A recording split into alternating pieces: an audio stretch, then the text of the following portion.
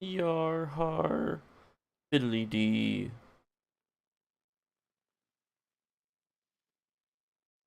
SpongeBob me boy. Arg arg arg arg arg arg.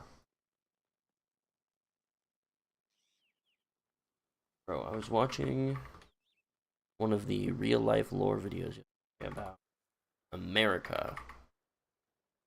Real life. Wait, just word. Real life. USOP. How geography made the US ridiculously OP. And I learned like a bunch of random shit. I learned what fracking is, first of all. And fracking alone, well, I say alone, it seems like fracking put America in the #1 oil producer spot in the world. Um, which is exciting, kind of, kind of exciting. I hear the only thing I know about fracking before that is that people complain that it's like really environmentally unfriendly, bad for the environment or whatever the fuck. Um, but this I don't know I don't know exactly what it is. It basically allows you to get oil from like a whole different um type of rock formation. You can break shale rock, I guess, into oil or some shit.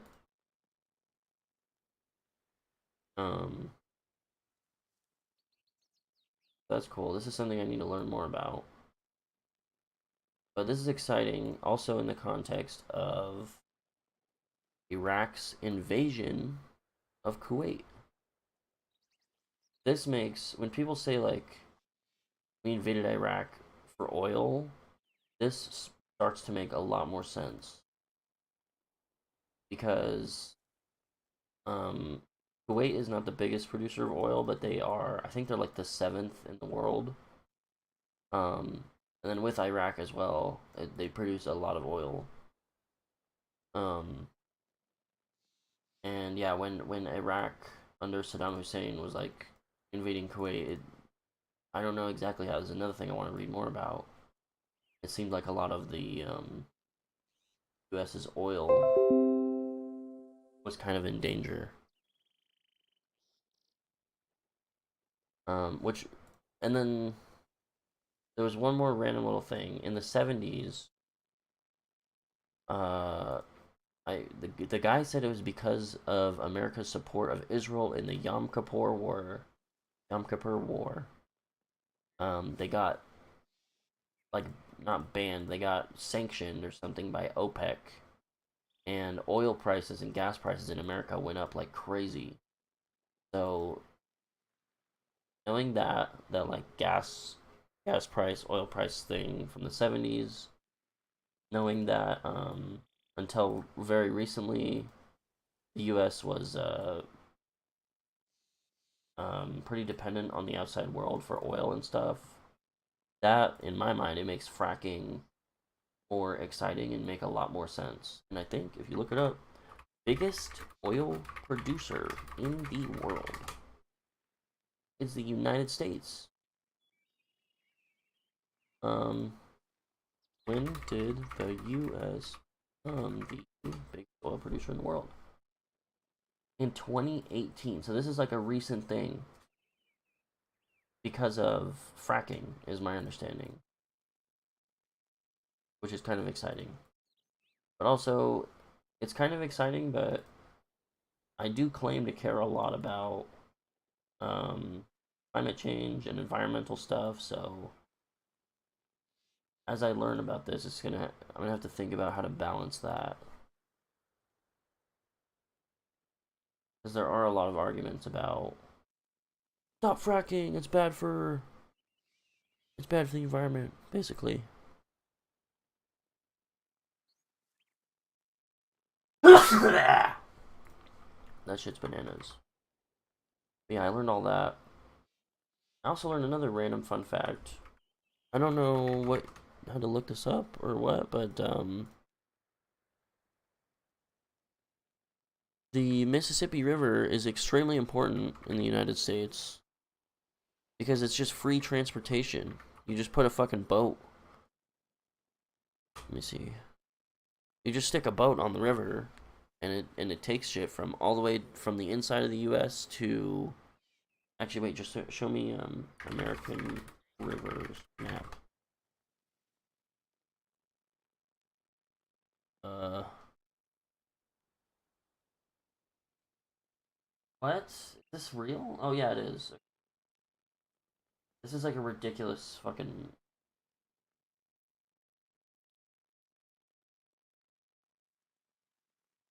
Yeah, there's these rivers all in the U.S. that it just part of what makes the U.S. so powerful. It makes things so easy to work.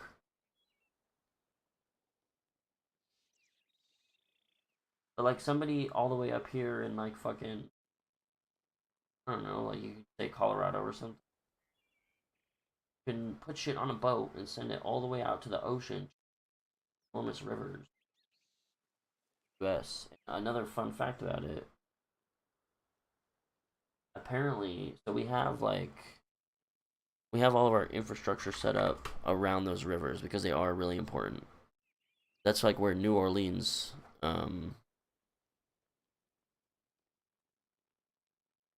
yeah, New Orleans is built like around the river, and apparently at one point, this is the river. It's not gonna fucking load that well. But apparently, sometime I don't know when the Mississippi River was naturally trying to diverge, and it was like going to like a whole different area, um, away from New Orleans, gonna be like spit out somewhere down here. But there's a town somewhere that is like not its entire purpose, but has like this dam, like water redirection. I don't know where the fuck it is, but like we forced the Mississippi River to stay the way it was just because it's so useful and powerful. Basically, what I learned. Those videos that that guy makes are so fucking interesting. I don't like to get like information from YouTube videos exclusively. I feel like you miss a bunch of shit, and you can't really claim that you know it because you just saw a video. It just doesn't sound the same. It doesn't hit the same. But this guy is at least this real life lore guy. He's at least good um for like This I video don't is know made how the possible. fuck he does it. He just like puts all of the different like context together and explains like all his different things that I wouldn't expect.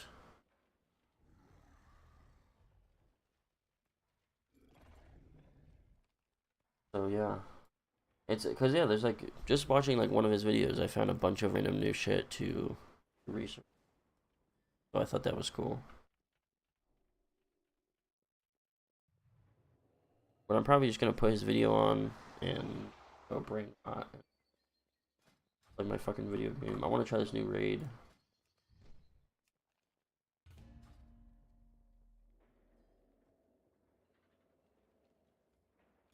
Make sure it's working because yesterday was so fucked up. I'm gonna put my stream on my phone too, hard to see on my computer. Throughout Russia's years-long invasion of Ukraine, a central justification made by the Russian side in the war for having invaded Ukraine in the first place has been the expansion of the NATO military alliance right up towards Russia's borders over the years since the end of the Cold War. The Kremlin currently insists that in 1990, just before the collapse of the Soviet Union and the Warsaw Pact, NATO and Western officials allegedly made assurances to Moscow that NATO would never expand a single inch forward to the east in the new world that was emerging in Europe. But over the years that followed, the Kremlin argues that NATO then betrayed Russia and went back on their word by admitting Poland, Czechia, and Hungary into the alliance in 1999, followed by Estonia, Latvia, Lithuania, Slovakia, Romania, and Bulgaria in 2004, and their subsequent guarantees towards both Georgia and Ukraine towards future membership in the alliance that was extended in 2000. The biggest thing I've heard about that is that like Russia invaded Ukraine because of NATO expansion. And the last NATO expansion was like 20, 30 fucking years ago.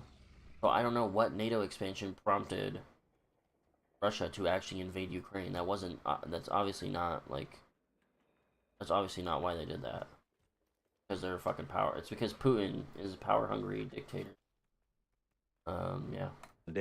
Which, in the Kremlin's argument, finally crossed Russia's red lines and supposedly forced them into acting militarily in order to avoid becoming encircled by NATO. This argument made by the Kremlin that the West supposedly betrayed them and broke their promises made in the early 1990s has become the foundation for Russia's justification behind their brutal ongoing invasion of Ukraine. And the Russian government uses that argument to shift the blame for the unimaginable horrors that they're inflicting upon Ukraine onto the Western world instead. And in this video, I want to take the time to explain why NATO actually enlarged towards Russia's borders in the aftermath of the Cold War. Why Russia's current arguments blaming the war on NATO's expansion don't hold as much water as you might think, and I want to explain all of this primarily from the perspective of the countries of Central and Eastern Europe themselves, who each decided to join NATO voluntarily of their own accord for their own strategic reasons in the later 1990s and the early 2000s. Back in November of 1989, the Berlin Wall had just collapsed in Germany, and the prospect of Germany reunifying again between East and West for the first time in 45 years had suddenly become a real and unexpected geopolitical possibility. In the weeks and months that followed, intense negotiations began between the United States, the Soviet Union, the European states, and the two Germanys on what German reunification might end up looking like. There were, in theory, only two practical possibilities that could be foreseen at the time. I have to. So there's a time walking thing going on right now. You can do the like Oldawar time walking for a piece of hero tier equipment, which like because I just started playing, that would have been my very best equipment of anything that I have. The best thing I have right now is this fully upgraded champion level weapon. And that's really good. It's item level 704. But I did this entire fucking Old War raid. And the reward that I got was a fucking back piece. It was a hero tier back piece. Which is especially irritating. It's like, it could be literally any other fucking slot. But like, this season or whatever, this is the special item, the Rishi wraps. It's the back piece, and it's like obviously going to be your best item all season. It's like the Heart of Azeroth or the artifact weapons and Legion. This one's the back right now. So I did the entire fucking raid and it spit out a piece of shit that I can't use. That was so irritating. Back to the video. East Germany would either be absorbed into West Germany, and by extension, East Germany's territory would be subsumed into the NATO alliance that West Germany was already a part of. Or, East Germany would be absorbed into West Germany and the new unified Germany would become a neutral state neither in NATO nor in the Warsaw Pact in the center of Europe. The neutral option, however, was sharply rejected by European states like France and the UK, who feared what a united and powerful Germany outside of NATO in the core of Europe would mean for the future, in light of Germany's militant past. They argued at the time that in order to keep Germany democratic and invested in European unity and stability, all of Germany needed to be fully incorporated into European institutions like NATO, and could not be left neutral on their own. And so, the US ultimately agreed with that viewpoint and pressed on with negotiations with the Soviets to accept NATO enlargement to encompass East Germany's territory after the reunification process was completed. Only 3 months after the Berlin Wall had collapsed in February of 1990, then US Secretary of State James A. Baker and his West German counterpart, Hans-Dietrich Genscher, met with the Soviet Union's leader Mikhail Gorbachev to discuss what the status of a reunified Germany would look like in the future. During that meeting, archival evidence suggests that Baker offered a verbal assurance to Gorbachev that in the event of the United States maintaining its military presence in a future unified Germany within the framework of NATO, there would be no extension of NATO's jurisdiction or military presence by a single inch in the eastern direction. End quote. To some, this statement could be interpreted as... Bro, why can't I just pause that fucking thing when I tell to pause? I've heard people say that it's like, you said that NATO wasn't going to expand 1 inch eastward. He's talking about other contexts. He's talking about the... context of Germany, though.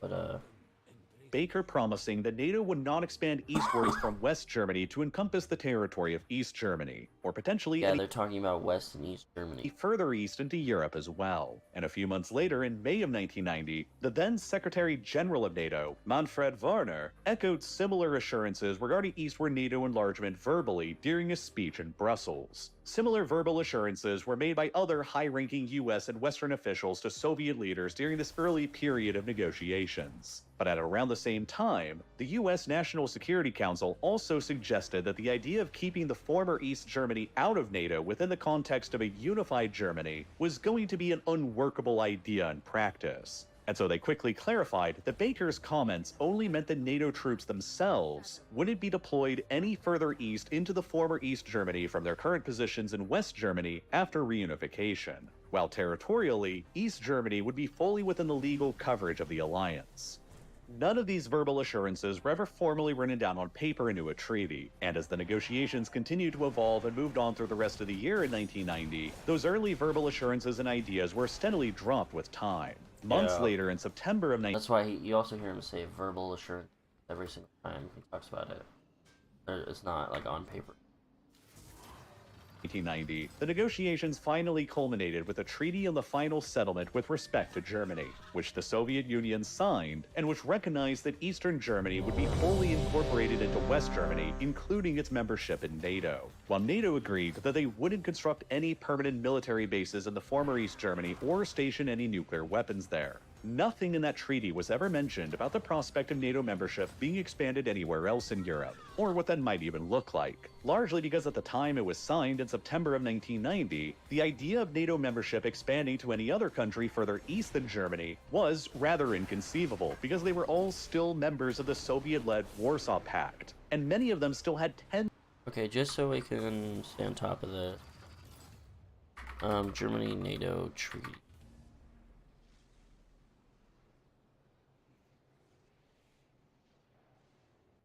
Treaty on the final settlement with respect to Germany? Is this what he's talking about?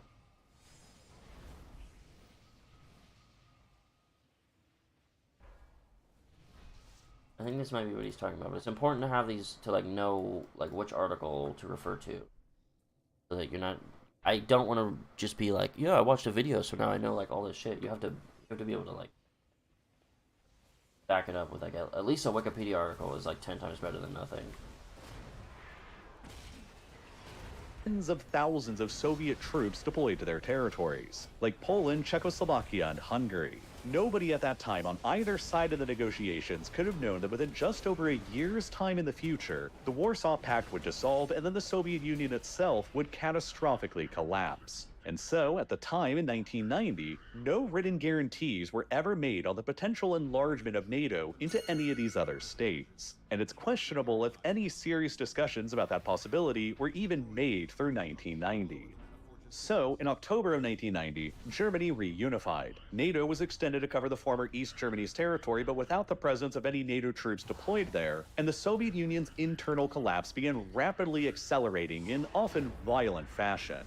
All three of the Baltic states had unilaterally declared their independence from the Soviet Union in 1990, but they initially went largely unrecognized, and even Mikhail Gorbachev was unwilling to accept their loss. Soviet troops were deployed into Lithuania in January of 1991 to try and restore the Kremlin's authority there, which led to a violent confrontation that saw 14 Lithuanian civilians killed by the Soviet soldiers and more than 700 others injured before the Soviets decided to withdraw. While around the same time, Soviet troops in neighboring Latvia attacked the Latvian Ministry of the Interior in the capital of Riga, that also ultimately resulted in the tragic deaths of 6 Latvians as well, all of which turbocharged the support to the Baltic states for their independence from Moscow even further. The Warsaw Pact alliance was finally dissolved between February and July of 1991, and the tens of thousands of Soviet soldiers deployed in Poland, Czechoslovakia, and Hungary began their process of withdrawal, which in the case of Poland was not completed for 2 more years until 1993. By early August of 1991, with the Warsaw Pact dissolved and Germany reunified, the Soviet republics of Estonia, I have no idea Latvia, what's going on in Lithuania, this raid. Moldova, Georgia, and Armenia had all already declared their independence, while Gorbachev attempted to salvage what was left of the Soviet Union with a new treaty that would have converted the country into a less centralized federal system. All of the remaining 9 Soviet republics who had not already declared their independence approved of the new treaty except for Ukraine, who was very hesitant about it, and then a group of Communist Party hardliners launched a coup d'etat the day before the treaty was supposed to be signed in order to prevent it from going into force and to restore the Kremlin's authority over all of the republics. The coup collapsed after only 2 days, but it was still enough to convince Ukraine that Moscow couldn't be trusted, and so Ukraine declared its own independence just a couple of days later after the coup had ended. And with that, the Soviet Union was effectively doomed, and the entire country would be dissolved altogether within only a few more months by December of 1991. At this moment, at the very end of 1991, the Russian Empire, in both its Tsarist and communist varieties, had collapsed twice during the 20th century, and all of the nervous, freshly independent states of Central and Eastern Europe at the end of 1991 looked back to the precedent of what had happened historically the last time the Tsarist version of the Russian Empire had collapsed in 1917.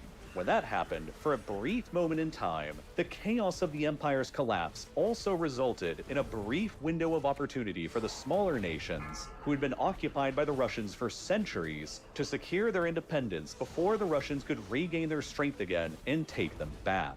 Within a year of the imperial collapse by 1918, Russia was enveloped within a civil war, while Poland, Finland, Estonia, Latvia, Lithuania, Belarus, Ukraine, Georgia, Armenia, Azerbaijan, and the Muslim region of the North Caucasus, including Chechnya, had all declared their independence from Russia. But after the Bolsheviks began emerging victorious in the Russian Civil War, the Soviet Russians invaded and reconquered Chechnya, Georgia, Armenia, Azerbaijan. Okay. During this, we're gonna activate this thing, aren't we? I think we are. I'm just gonna try it. Oh. Does it work? I have no idea.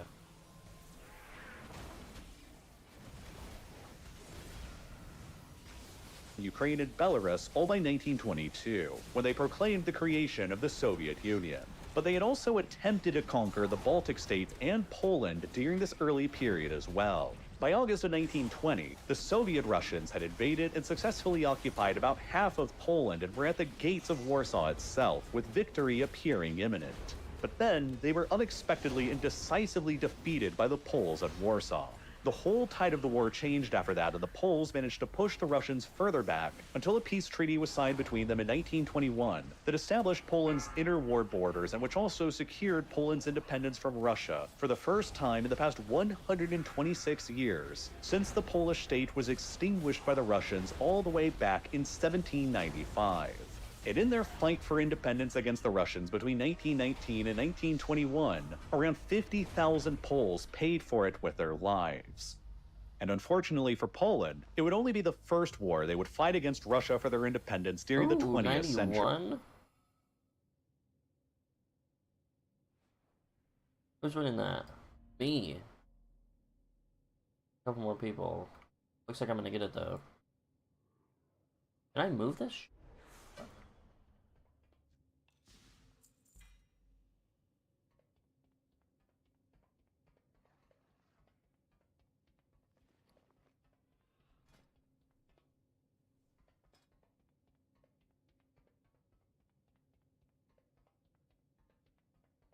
Or where the fuck is it? Not a clue. And they would ultimately lose the Second War. Only 18 years after Poland and the Soviet Union ended their First War, the Soviet Union and Nazi Germany agreed on the infamous Molotov-Ribbentrop Pact in August of 1939 that divided Eastern Europe between their own spheres of influence. Within weeks of the pact being signed, Germany invaded Poland from the west, and shortly after, the Soviet Union invaded Poland once again from the east. The Soviets then annexed the eastern territories of Poland they conquered into the Soviet republics of Belarus and Ukraine, which remain to this day. A few months later, in November of 1939, the Soviets launched another all-out invasion into Finland, with the initial goal of conquering the entire country and absorbing it. Wait, what do you do? Hold up. I just jumped off the fucking map.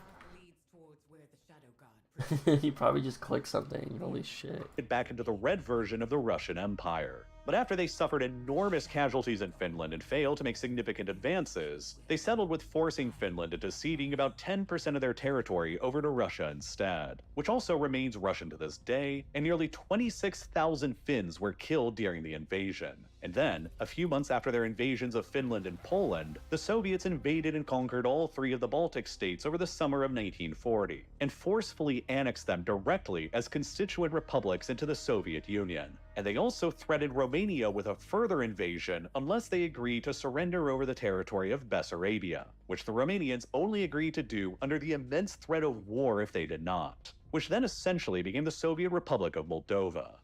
All of these Soviet invasions between 1939 and 1940 were launched into former territories of the Tsarist Russian Empire who had achieved and secured their independence over the previous 22 years since the collapse of 1917. Then, after Nazi Germany betrayed the Soviet Union and invaded them in 1941, the Soviets eventually managed to defeat them and push them all the way back to Berlin by 1945. And in the process, the Soviet Red Army found its troops in control over most of Eastern Europe.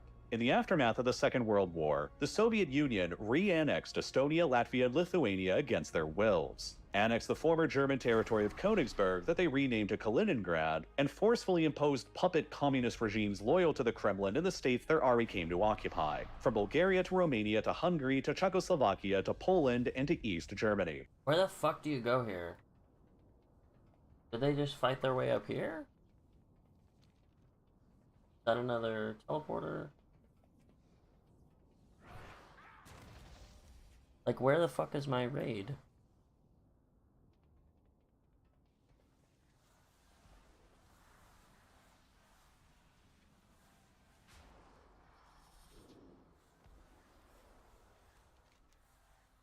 One person's.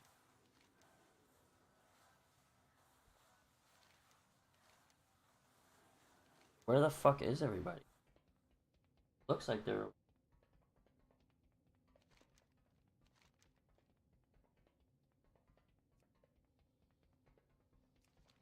Yes, they are.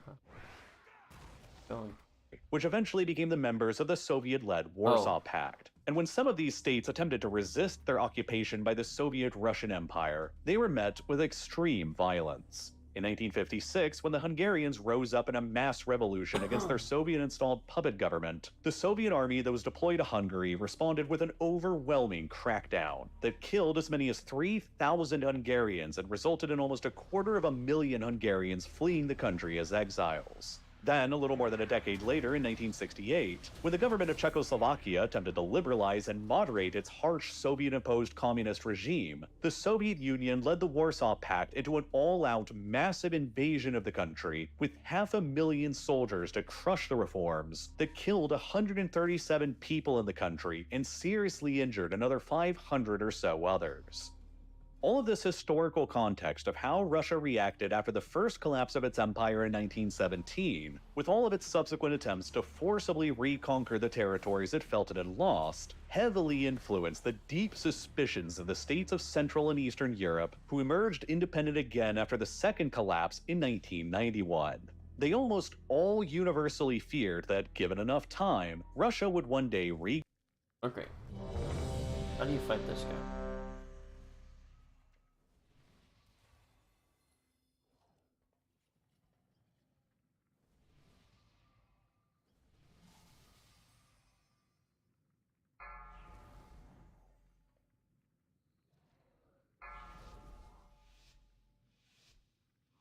I don't know, it just looks like a void shed, or like, hopefully don't die. I'm not. See, why we're in Raid Finder. regain its strength, its power, and its confidence, and come for them again, just like they did after the first collapse in 1917. Especially in light of the fact that the Russian armed forces didn't even complete their withdrawal from Poland until 1993, and they didn't complete their withdrawal from the Baltic states until 1994. Many of them quickly came to see that their biggest guarantee of security from a revisionist Russia in the future that they didn't have between 1917 and 1940 would be by acquiring their membership in NATO. and through it, the extremely valuable Article 5 security guarantee that asserts that an armed attack on one NATO member state is an armed attack against all of them, including the post-Cold War sole remaining global superpower, the United States. And then, Russia almost immediately started doing things in the 1990s that appeared to confirm the suspicions of the Central and Eastern Europeans that Russia was going to attempt and rebuild its lost empire again, just like they did after 1917. And that meant that they were all in a race against the clock to get themselves into NATO before Russia could get to them. Already as early as 1992, merely months after the Soviet Union collapsed, the newly independent Russia under President Boris Yeltsin intervened in Moldova militarily, a former Soviet republic, in order to support a pro-Russian secessionist movement there in the region of Transnistria. The Russian-supported war in Transnistria against the Moldovan government in 1992 killed hundreds of people and resulted in about 12% of Moldova's internationally recognized territory coming effectively under Russian military occupation, where roughly 2,000 Russian soldiers have been permanently deployed to ever since, straight up into the present day. And Moldova was far from the only recently independent country that the Russians intervened in and helped to dismember in the 1990s. At around the same time that the Russian army intervened in Moldova in 1992, Tajikistan, another former Soviet republic, descended into a civil war that saw thousands of Russian soldiers enter into the conflict on the side of the pro-Russian Tajik government in order to crush the rebellion. By 1997, the pro-Russian government in Tajikistan had been stabilized by the Russian intervention, and anywhere between 20,000 and 150,000 people were killed in the country during the war, while as much as 20% of the entire population of Tajikistan had been internally displaced by the fighting. And then, there were also the events in Georgia of the early 1990s, too. In 1992, ethnic Ossetian separatist forces had revolted against the Georgian government in the territory of South Ossetia. And while fighting between them and the Georgian government was ongoing over the summer of 1992, the chairman of the Russian parliament at the time, Ruslan Kazbulatov, publicly accused the Georgians of allegedly committing genocide against the Ossetians and threatened that Russia would forcibly annex South Ossetia unless Georgia immediately agreed to a ceasefire that allowed Russian peacekeepers to enter into the territory. Russia mobilized troops along the border, and armed skirmishes between the Russian and Georgian armies were reported as the countries appeared to be on the brink of war, before Georgia... Pushback incoming. Okay. I don't care about pushback. Who the fuck cares? Group 1 share. We have to eat this. Pushback incoming. Pushback doesn't matter, just behind you. Have to soak that for some. Group 2 share. I don't think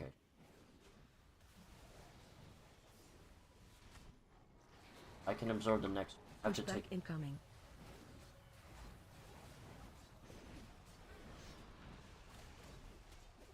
No, I don't have that debuff, so. Like the Group 1 share. bloodbound horror guy. This guy's dead. Pushback incoming.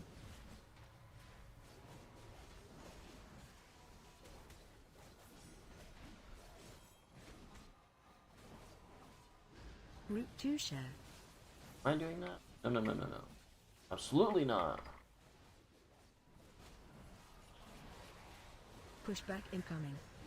I know.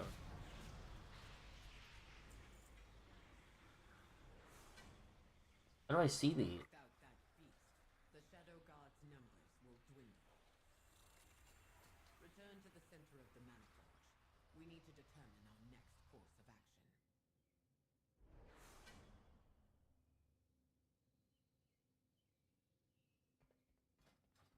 Alright, that guy's pretty fun. The thing that's gonna be really fun is not doing these on fucking raid fight, on normal and heroic. I don't know if I've fully completed a heroic, a current heroic raid, but I've gotten like a decent amount into bosses. Like what was that? The Neurobar Palace. I didn't beat it on heroic, but I was able to do like the first 4 bosses on heroic. and I did that for a couple weeks, but I never did all these other. Maybe I did the brute try, but very challenging, especially at the beginning of the season. I might have come back later in the season and done. Hold up. Heroic.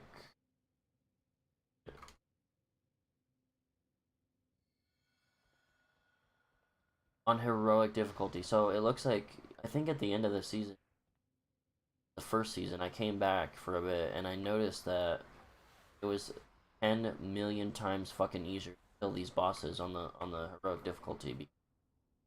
Everyone was like 10 times stronger. But yeah, you can see I've killed almost all the bosses except the last one on heroic. Finally caved into the pressure and agreed on a ceasefire that left most of South Ossetia under the de facto control of the separatists. And if that wasn't enough, Russia decided to intervene in another rebellion in Georgia in the region of Abkhazia too. In August of 1992, just a couple months after the ceasefire in South Ossetia was made, another ethnic conflict broke out in the Georgian region of Abkhazia between the ethnic Abkhaz minority and the ethnic Georgian majority there. The war in Abkhazia turned into a Talking about the like invasion of Georgia or something. I'm fucking long.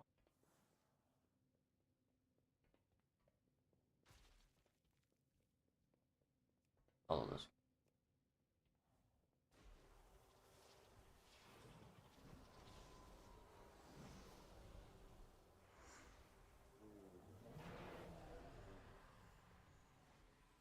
Stop, dude. particularly brutal affair that saw the deaths of tens of thousands of people. And although Russia took an officially neutral position on the war, in practice it came to much more heavily support the Abkhaz side of the war after the Georgians shot down a couple Russian military helicopters. In early 1993, using unmarked aircraft in order to maintain plausible deniability, the Russian Air Force bombed the Georgian-held city of Sukhumi in Abkhazia, while hundreds of unmarked regular Russian troops were covertly deployed to the territory to fight alongside of the Abkhazians. And they even directly engaged the Georgian armed forces in a battle near the village of Tamishi that resulted in hundreds of killed and wounded on both sides. The covert Russian intervention on the side of the Abkhaz separatists in early 1993 decisively shifted the course of the war, and in their victory, the Russian-backed Abkhaz separatists engaged in a wide-scale campaign of reprisals, massacres, and ethnic cleansing of the territory's remaining Georgian population. More than 5,000 Georgian civilians were massacred by the Abkhaz forces, and around 250,000 Georgians were forcibly expelled out of Abkhazia into the rest of Georgia, which was later formally recognized as an act of ethnic cleansing by the Organization for Security and Cooperation in Europe. Within only 2 years of the Soviet Union collapsing, post-Soviet Russia directly intervened in 4 wars in the post-Soviet world, and helped to dismember the freshly independent states of Moldova and Georgia, which obviously alarmed the other freshly independent post-Soviet and post-Warsaw Pact states. And then, alarming them even further, the president of Russia at the time in 1993, Boris Yeltsin, launched a violent self-coup in order to keep himself in power and to expand the powers of the Russian presidency even further.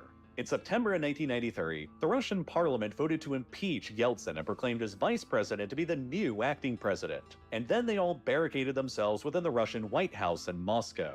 Yeltsin, however, refused to stand down, and for the next several days, intense fighting in the streets of Moscow took place between the supporters of Yeltsin and the supporters of the parliament, while the Russian army remained neutral at first. But on the 4th of October in 1993, the Russian army finally decided to side with Yeltsin, and then, on his direct orders, Russian tanks bombarded the White House where the parliament was still barricaded inside, before the building was stormed by special forces units who arrested all of the parliament's leaders. The whole incident represented the deadliest single event of street fighting in the history of Moscow since the October Revolution.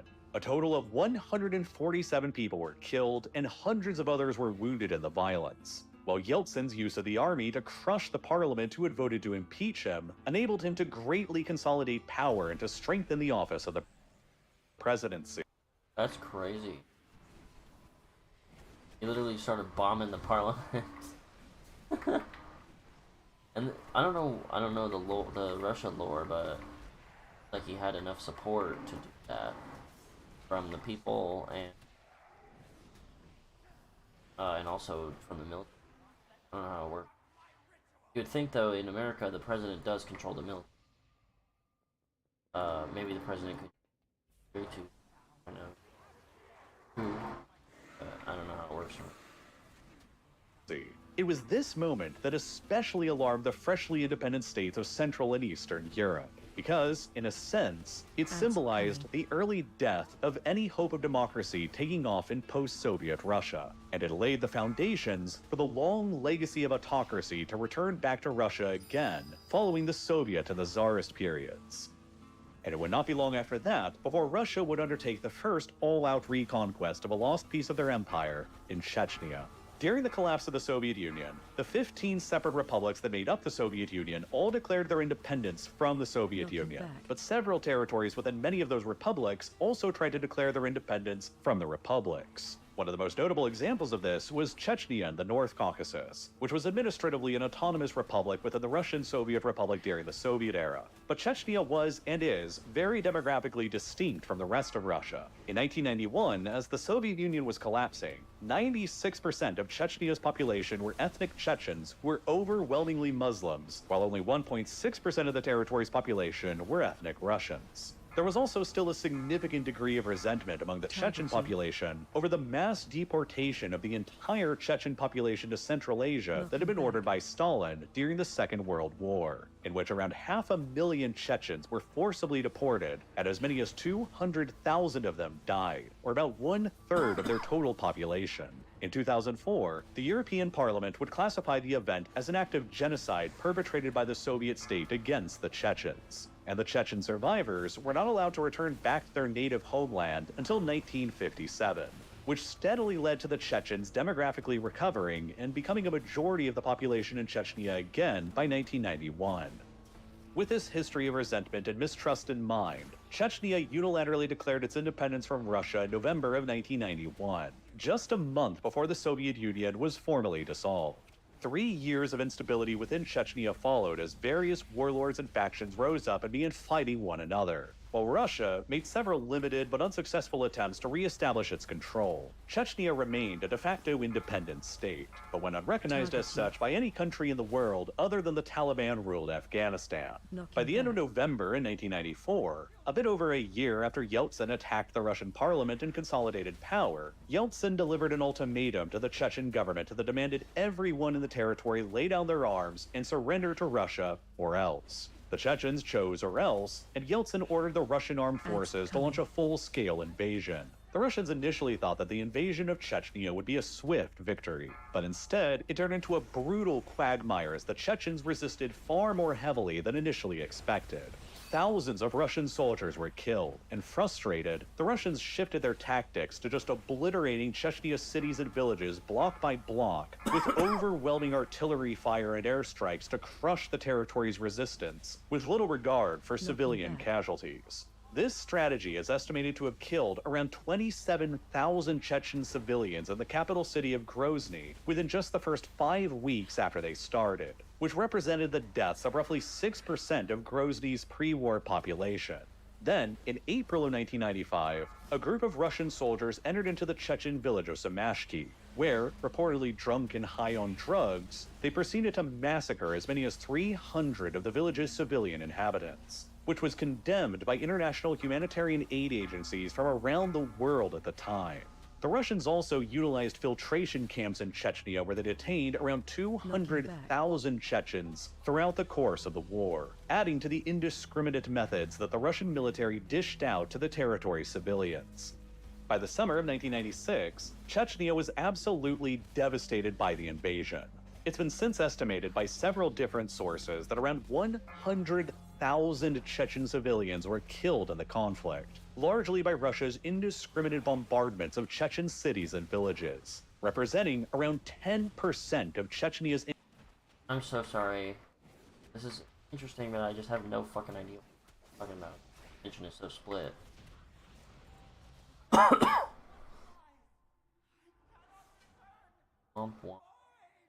Late waste.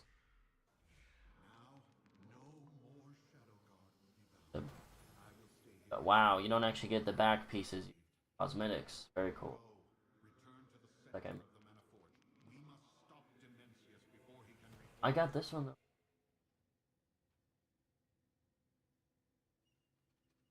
Paladin. You get 2 people.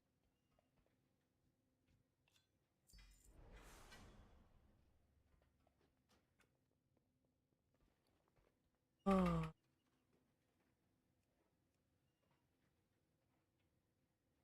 Right, that's pretty cool. What is this video even titled? What Russia doesn't want you to know about their history. Oh, about your history? A new division of Shadow Guard amasses in Shadow Point. Strike them down. Our thing is about Russia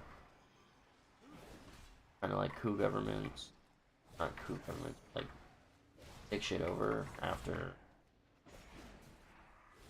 the Soviet collapse, I guess. It sounds like.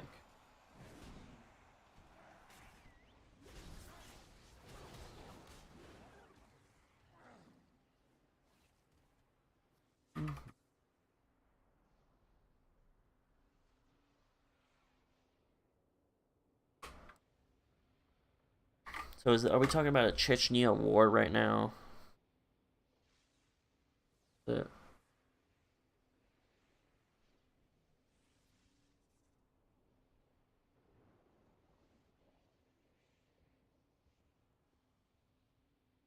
Why did Russia go to war with Chechnya?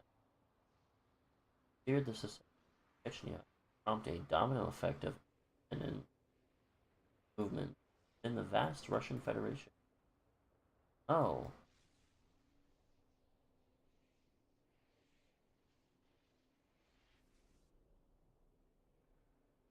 Oil?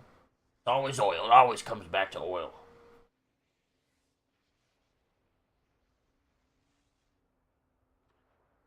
Yeah, this is like Russia just didn't do.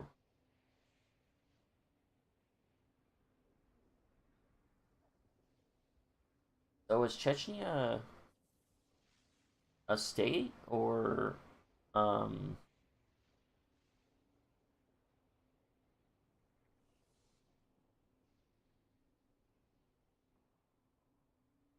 this is that's a is it a country? Semi-independent autonomous Republic of Russia.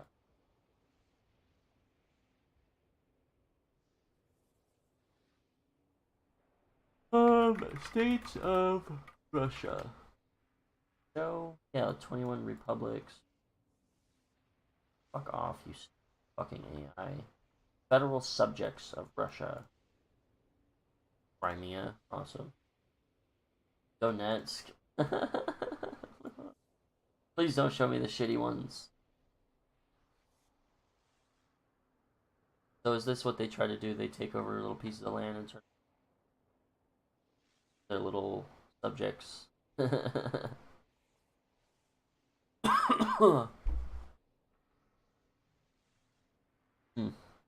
Entire pre-invasion population being killed, while 500,000 more Chechens had been displaced, and tens of thousands of Russian soldiers have been killed or wounded as well. In their attempt to crush Chechnya and reincorporate it back into Russia, Russia undertook the heaviest and largest scale bombing campaign seen in Europe since the end of the Second World War, and they arguably partook in another genocide of the Chechen people as well. By 1996, the ruins of Chechnya's capital city, Grozny, looked like colored photographs of Berlin or Dresden or other cities ruined by World War II. Awesome. The two sides eventually agreed on a ceasefire in 1996 that left Chechnya de facto independent, but completely ruined and crippled. And only a few years later, in 1999, under a new president, Russia would eventually return and finish the job it started in Chechnya. The First Chechen War, as it would later come to be called, was an early and horrifying precursor to the actions that Russia would later take in Syria and ultimately in Ukraine. And as Russia's annihilation of Chechnya was ongoing between 1994 and 1996, the other freshly independent nations of Central and Eastern Europe, who Russia had also used to dominate, grew even more nervous that the fate of Chechnya could be a horrifying precursor to the actions that Russia would later take in Syria and ultimately in Ukraine. And as Russia's annihilation of Chechnya was ongoing between 1994 and 1996, the other freshly independent nations of Central and Eastern Europe, who Russia had also used to dominate, grew even more nervous that the fate of Chechnya could in time become their own fates as well if they failed to protect themselves and deter Russia from ever trying. And they all steadily came to see that getting accepted into the NATO alliance and acquiring protection through NATO's Mutual Defense Clause was going to be all of their best methods for doing that. At the time, however, there was a substantial amount of debate within NATO and within the United States on the wisdom of extending NATO membership any deeper into Europe. There were some Western foreign policy experts in the 1990s who argued that NATO enlargement was unnecessary, and that it would be unwise to extend America's ironclad security guarantees eastward into Europe to nations who were not seen as core strategic interests of Washington. And of course, there was also the fear in the West that enlarging NATO further through Europe across former Warsaw Pact and Soviet states would enrage Russia, and could potentially lead to the Russians fighting in order to prevent it.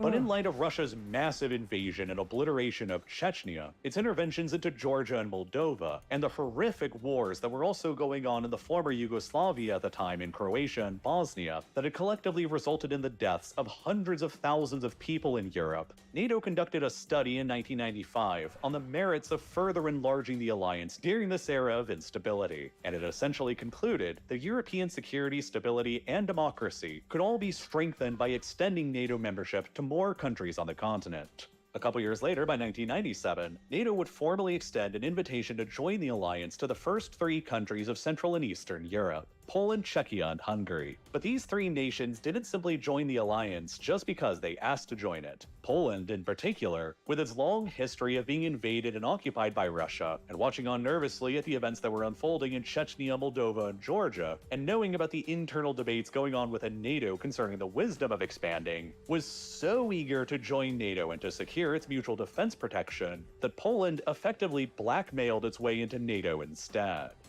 Polish government officials as early as 1995 began implying to the What is happening? Special assignment.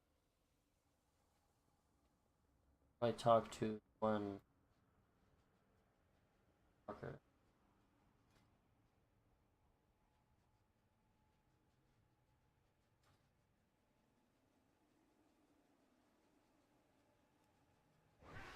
I hate how slow this is. No kind of mount, like, am I wrong? Do I have to upgrade my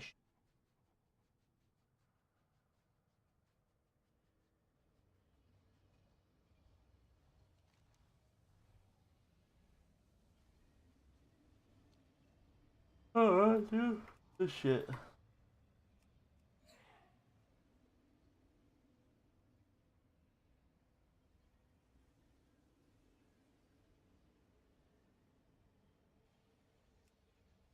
Wow. Press buttons? Is that what this is? I don't even think... Dude, shut up. I'm not... Ugh. Clinton administration that if Poland were not invited to join NATO, Poland would seek out its security through alternative means, like by acquiring their own independent nuclear weapons arsenal instead. And then, to add on even more pressure, during the 1996 US presidential election season, the former president of Poland and the country's first democratically elected leader following the end of communism, Lech Walesa, personally visited Washington, D.C. and started meeting with Clinton's political opposition, the Republicans. At the time, the Republicans were more heavily backing the support of the NATO Enlargement Facilitation Act in Congress against Clinton, which called for America's direct support in getting the new democracies of Central and Eastern Europe into NATO as quickly as possible. At the time, Lech Walesa was widely viewed as a Polish hero who led Poland out of its occupation by the Soviet Union.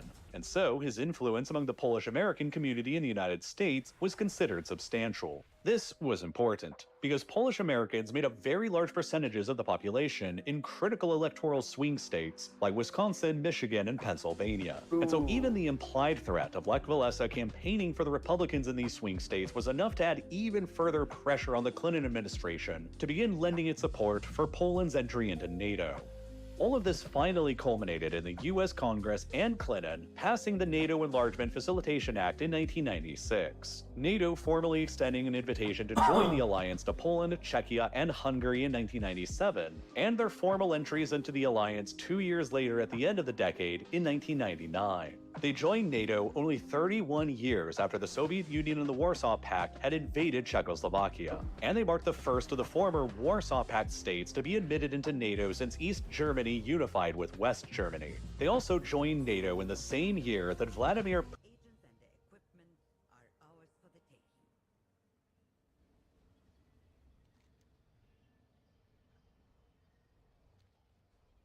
I got my shit.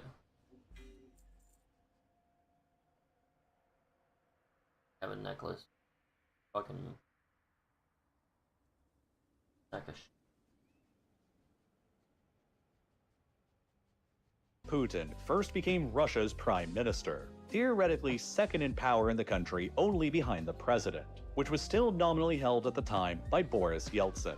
And almost immediately as Putin rose to power as the country's prime minister, he led the Russian armed forces into a second all-out invasion of Chechnya that was much more successful than their first attempt. The Chechen capital, Grozny, already devastated from the fighting of the first invasion attempt that had ended only 3 years previously, was subjected to 2 months straight of overwhelming aerial and artillery bombardment that almost completely leveled what little of it remained, before 100,000 Russian ground troops stormed into the territory to secure the ruins and mop up resistance. Once again, tens of thousands of people in Chechnya were killed, while Grozny itself was so badly damaged in the process that the United Nations labeled it in 2003 as the most heavily destroyed city on the planet. But in the aftermath, Chechnya was fully reconquered by the Russian army and reabsorbed back into Russia. The Russians installed an almost totalitarian puppet regime into power to govern the territory that remains in charge there today, and Putin's popularity in Russia skyrocketed, enabling him to consolidate power next and to secure the country's presidency by 2000. And it was shortly after that, in 2004, when NATO would add its next 7 countries in Central and Eastern Europe, all of whom had their separate historical, geographic, and political reasons to fear an attack from Russia or another aggressor in Europe in the future. Slovenia had just been invaded by the Serb-led Yugoslav army as recently as 1991. Slovakia, like Czechia, had been invaded by the Soviet army as recently as 1968, while occupying Soviet troops hadn't left their country until 1991. Romania and Bulgaria each had dictatorial communist regimes imposed upon them, while Romania had territory taken from them by the Soviets during the Second World War. And then, of course, the 3 Baltic states had all been invaded and directly conquered by the Soviets and were subjected to decades worth of population transfers and Russification policies that had left behind more than 800,000 ethnic Russians across their countries following the Soviet collapse, whose supposed protection they feared Russia might one day use as a pretext for another invasion and conquest in the future. NATO didn't move east in the post-Cold War era so much as the freshly independent states of Central and Eastern Europe quickly moved west, and to prove it, NATO never deployed any foreign permanent military bases to any of those Eastern and Central European states who joined the alliance until after Russia invaded Ukraine and seized Crimea in 2014. And by now, almost a couple decades later after they joined in 2004, following Russia's full-scale invasion of Georgia in 2008, its massive military intervention in Syria, and their massive invasions of Ukraine since 2014 that have killed hundreds of thousands of people, do you think any of them regret their decision to have done so and joined NATO? In Ukraine in particular, Russia's ongoing all-out invasion of the country since 2022 has resulted in by far the deadliest conflict in Europe since the Second World War, that has even exceeded the devastation that the Russian armed forces brought upon Chechnya during the 1990s. Its invasion encouraged Finland and Sweden to apply to and join NATO next. And over nearly 3 years of war, the conflict has likely caused more than 1 million human casualties, making it among the deadliest conflicts anywhere in the entire 21st century. Over the past year in particular, the Russian armed forces have made bloody but consistent gains across the east of Ukraine, to the point where the Russian armed forces have conquered roughly 2,700 square kilometers of Ukrainian territory since the start of 2024, representing a total area roughly the size of Luxembourg, and which also represents roughly 6 times as much territory they have conquered from Ukraine as they did in the previous year across 2023. 2024 was a very, very difficult year for Ukraine, and as their casualties mount, they are steadily losing more ground, while countries on the other side of Ukraine and NATO, especially Poland, are growing more and more anxious and nervous about what is going to happen in the future. And the current higher pace of Russia's territorial gains in Ukraine through 2024 began with Russia's capture of the city of Avdiivka in February, that followed an enormous battle for the city's control.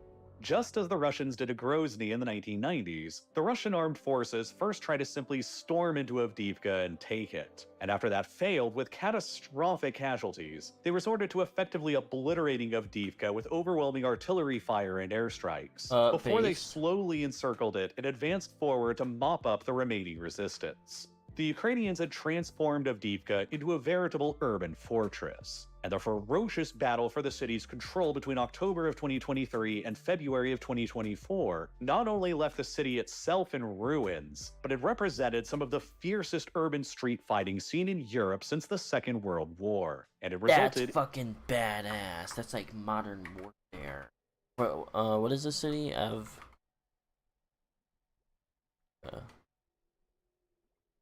I don't know that many specific details about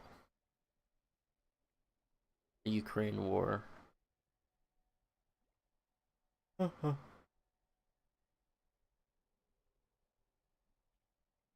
check it out. Avdiivka is right. It's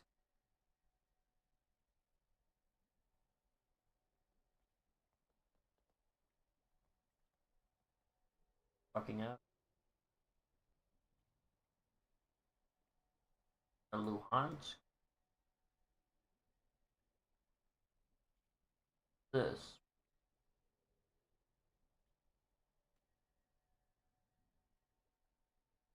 in more Russian casualties alone than during the entire Soviet invasion of Afghanistan throughout all of the 1980s. And though it was costly for Russia, their capture of Avdiivka ultimately opened up the path for their forces to continue advancing through the rest of the year, further westwards across the Donetsk province towards the next strategically important city, Pokrovsk, where Russian forces are currently beginning to approach.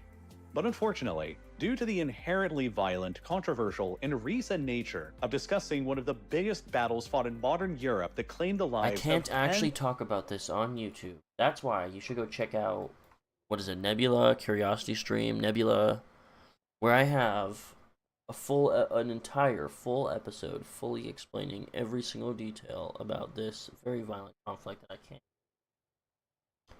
Tens of thousands of real human beings on both of the sides who were condemned to fighting it. The next part of this video that would cover it would almost certainly cause the rest of the video before it to become demonetized and age restricted. Which ultimately would mean that YouTube's algorithm would have never promoted any of this video to you, and you probably never would have seen any of it. But thankfully, I was still able to produce the next part of this video anyway, because of the power of Nebula. Where you can go and watch the next part covering how the battle for Avdiivka went, and what its implications— That's awesome.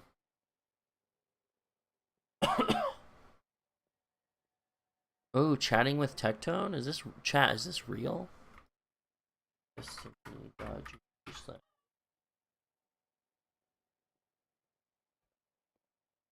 Oh, he's literally on with him right now. Check it out.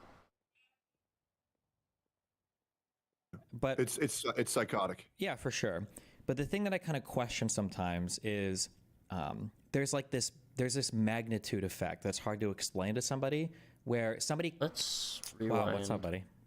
Hold on, let me pop up my screen real quick. Cool.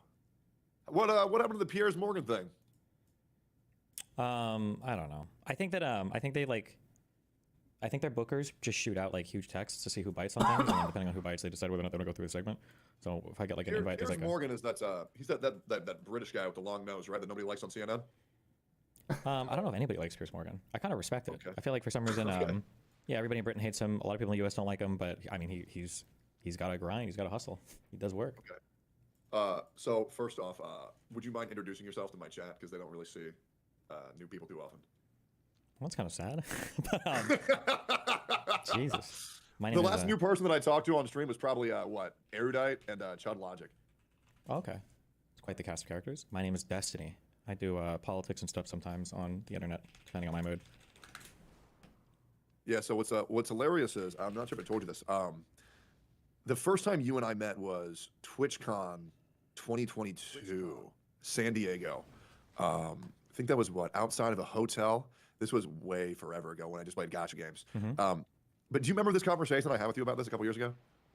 Not yet, but keep telling me and maybe I'll remember. Where I said, yo, what up, Destiny? Big fan. And you were like, I'm pretty sure I know who you are. And I said, yeah, I'm a part of OTK. And you said, oh, that's why I don't like you. Do you remember that or no? Oh fuck, I do remember this. Wait, why? This was in reference to something. I was either feuding with. Did this have something to do with Mizkif at the time? Was a Mizkif drama happening at the time? There's not really a point in time where there's no Mizkif drama happening. True, but there was a big one. And at that time, I think like all of OTK were like enemies about me, or enemies concerning me. Or something. I don't remember, something like this. But well, I will say this: as a guy who was a part of OTK for 3 years, there wasn't really that much agreeing as like OTK as a whole is going to do this. Like there was never like these. Okay, I'm trying to think. Was there any blacklisting at all? No, I don't. It never got that bad. I think when I said this, I think it was like half joking. I don't think I've ever seriously feuded with anybody. Yeah, there was also like a big rift between like owners of OTK and like talent of OTK. So as a talent guy, I was never really involved in like the big higher ups and what they thought. I was kind of just a dude who played video games, and that was pretty much it. But wait, I will is say, your background gotcha video games? Is that? So I started YouTube 6.5, 7 years ago. I played a shit ton of gacha games for like 4.5 years. I was ridiculously addicted. It was so bad. What is that? I've spent, I shit you not, like well over like $500,000 on gacha games. In like 2 What type of years. MOBA gamer players became a obtain fucking random horrible virtual issue. items, characters, or equipment through a gacha system similar to a lottery or loot box mechanic? Okay. The longer I played gacha games, the more I realized that it's already bad enough gambling addicts. It's already bad enough. And turn the mic up, my guy. My mic is like loud as fuck. What my Hey, literally, did he just turn him up? Is my mic bad, guys? Is it bad? Wait, do you do this with your stream every day too? Yeah, no, this almost never happens. Like, I feel like my mic is insane. Oh, you're fine on my end. Ban that guy. Ban that guy. Ban him. He's trolling you. He's fucking trolling you. Ban him and dox him. Yeah. Okay. Yeah. Ban that guy. But yeah, I realized that I would always try to like talk about things that I believed in this gaming space, and people just didn't really want to hear it. So I kind of leaned more into like reactionary and like commentary. Also, Asmongold just recommended that I try doing like reactions and commentary. He even told me to copy his thumbnails. I originally copied Mizkif and Ludwig's thumbnails, but Asmon's are a lot easier because my editor does them for free, whereas like the Mizkif, Ludwig thumbnails cost about $50. But now I'm more so into commentary and reactions, and I have been so for probably about like 2.5 years by now. Okay, I want to ask a real last question. Okay, ready? Okay, and I'm embarrassed because it's been a long time. I don't actually know what the fuck a gacha game is. It looks to me like it's like basically loot boxes, and then you get like characters, and there's not. Is there like actual gameplay when it comes to gacha games, or is it just like loot boxing animate characters? So the majority of them you just masturbate to. There's not really any gameplay. It's kind of like pull the new character and then come. Okay, but where does the gambling come in from? So the gambling is to get the women that you come to, or the men. That's very rare. Is there no gameplay? Is it truly just buying like characters? So the majority of gacha games are take a pre-existing formula of a video game and then make it live service. So there's a frequent update for new content every 6 weeks, and then just add a massive pay gate to where you have to pay $400 to $500 per character that you want to use. So like for example, the biggest gacha game of all time copied a game called Breath of the Wild. So Genshin Impact is Breath of the Wild, but instead of getting the characters and weapons for free, you have to pay $500 for it. Oh, so kind of like a long time ago. I don't know if this is still a thing, but on cell phones, there was the Korean MMO formula kind of. And people just iterate on like how the paywalls work and everything, but like the gameplay is basically on rails and it's not much of a challenge. It's like buying shit and gambling shit, and yeah. Okay, all right. Yeah, and like the Tower of Fantasy, which is another like MMO on the phone, which is always fucking terrible. But yeah, that's pretty much everything to know about me. I don't recommend them. I do not recommend them. I barely play them anymore. Besides Uma Musume, have you seen that shit? I don't. That sounded like a really bad sushi dish. I don't know what that means. I have no idea. Sorry. Okay. Uma Musume, I'm sure your chat knows it. It's anime horse racing. Okay. Oh, you know that kind of sounds like the thing. Aren't girls fighting over whether or not they should have Uma Mumas on their purses or something? Does that sound like a thing? Do you have any idea what I'm saying? Yeah, that's probably a thing, man. That's probably a thing. Oh, Labubu's.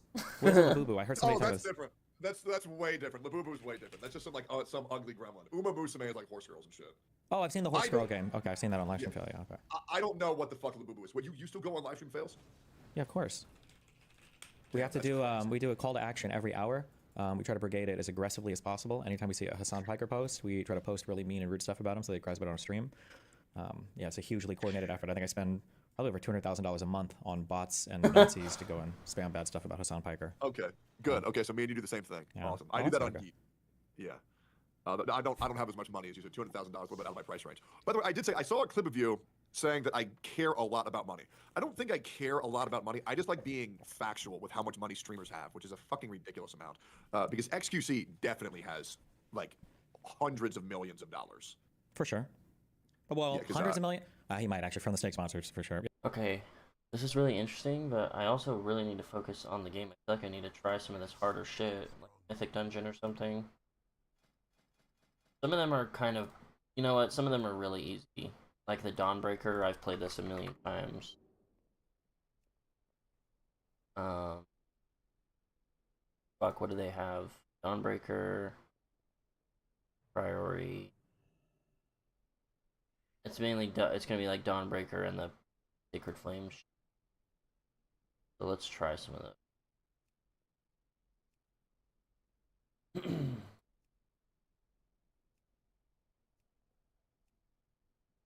I just want to apply to a couple of.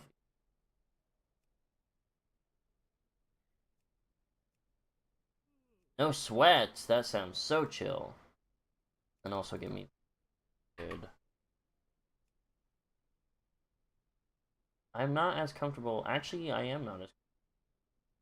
We'll figure it out if we have to. Part of the game.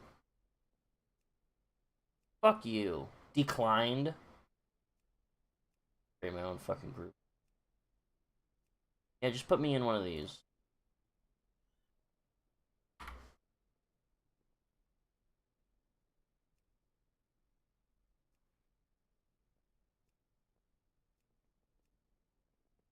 Yeah, I'm proud of Yeah. He's at least worth 100 million, maybe, unless he's gambled it all away. Yeah, which I believe, like, am I crazy? I thought that Stake had like a stake fund where like they give you X amount to gamble. So you Yeah, let but it them wouldn't lose surprise me if some people gambled more. I don't know XQC that well, so I couldn't say his personality type. But like, so like for instance, for Trainwreck's, if you were to show me Trainwreck's like bank account and he had $50,000 left, I wouldn't be surprised. But if he also had like $500 million, I wouldn't be surprised. Like I just have no idea. Like it's hard to say for the gambling people sometimes. Yeah. By the way, something I always wanted to ask you is, with you, I think and I think with every streamer, there's always like what one person's saying, what someone else is saying, and what the actual truth is. So I did just kind of want to hear from you. Why are you banned on Twitch? Because I don't get it. Was it because you called like trans people dumb or something? Got him. I mean, there's the macro reason, and then there's the given reason. The given reason I think was because there was a time when I was feuding with Keffels, and then there was a group. I mean, I don't have to tell you. There's a group of like very ideologically driven, like crazy, a subsect of like trans people online. And I said something along the lines of like these people, like this trans group on Twitter is, I think I call them incestuous or something, or something like that. So like, don't fight with them; it's a waste of time, and they're not even representative of all trans people. These people are crazy, or something like that. I thought I said subhuman initially, but apparently that wasn't what I said in the clip. I think I called them inbred, and then I got perma-banned for that. But I think on the macro thing, I think there's just a lot of people at Twitch. Like it's like a San Francisco subculture of people, and I think a lot of them are Hassan fans. And I mean, just given everything else that happens on that platform, I'm thinking there's just a lot of people in trust and safety that really didn't like me for probably reasons related to my politics, is my guess. Because it's hard to imagine why I would get permabanned for that comment, given everything else that happens on Twitch. So yeah. I will say I am not familiar with what your politics are at all.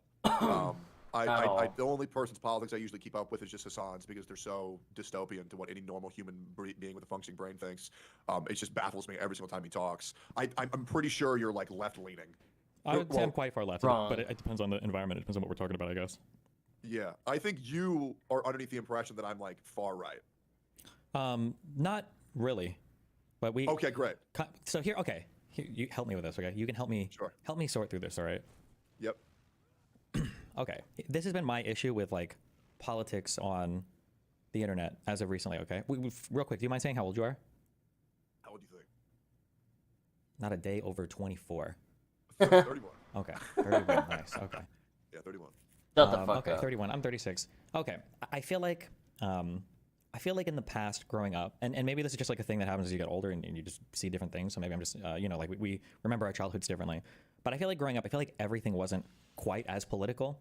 Like today, it feels like everything is political. Like how much you weigh, if you go to the gym, is political. That every single TV show you watch is like, it's people of liberals watch this, conservatives watch that. I feel like every single thing has become so hardcore political. And I think one of the kind of annoying things that I have to deal with is online, there's a group of people who are like, today we call them woke, but like 10 years ago we called them SJWs. And a lot of these people are incredibly fucking annoying. I've spent a good part of my career fighting against a lot of these people. They've tried to cancel me on 50 million different things. There's very, very fucking annoying people. In the past, it was the social justice warriors. Today, today it's the fucking wokies. But the issue, I think, is that somehow, like, this has bled over into every single part of life, such that people who are traditionally not, I would say, like, conservative, somehow get wound up in the entire kind of mega conservative stuff. So I don't know if you saw that clip where XQC was shouting at me because he's like, Asmongold isn't even right-leaning. He's like center, he's center-left or whatever. I think the weird thing is that traditionally people would have just been like, God, these like social justice warriors are so fucking annoying online. They're so irritating. And it's like, okay, if you want to have that opinion, that's fine. But now that... Fix it.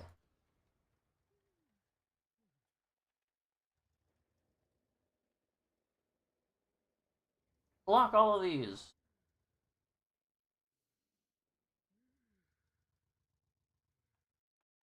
Oh my god, thank god it blocked it. I thought it was asking for cookies or something.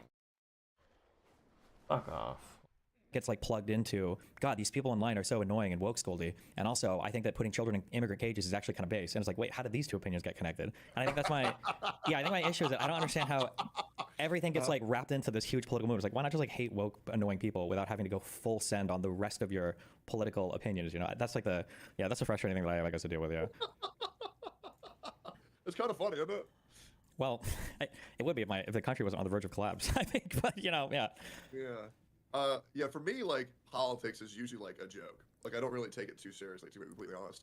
I like to do what other people probably describe as like common sense politics, where I'll talk about political issues where it's like this is obviously the right answer and no other answer makes sense.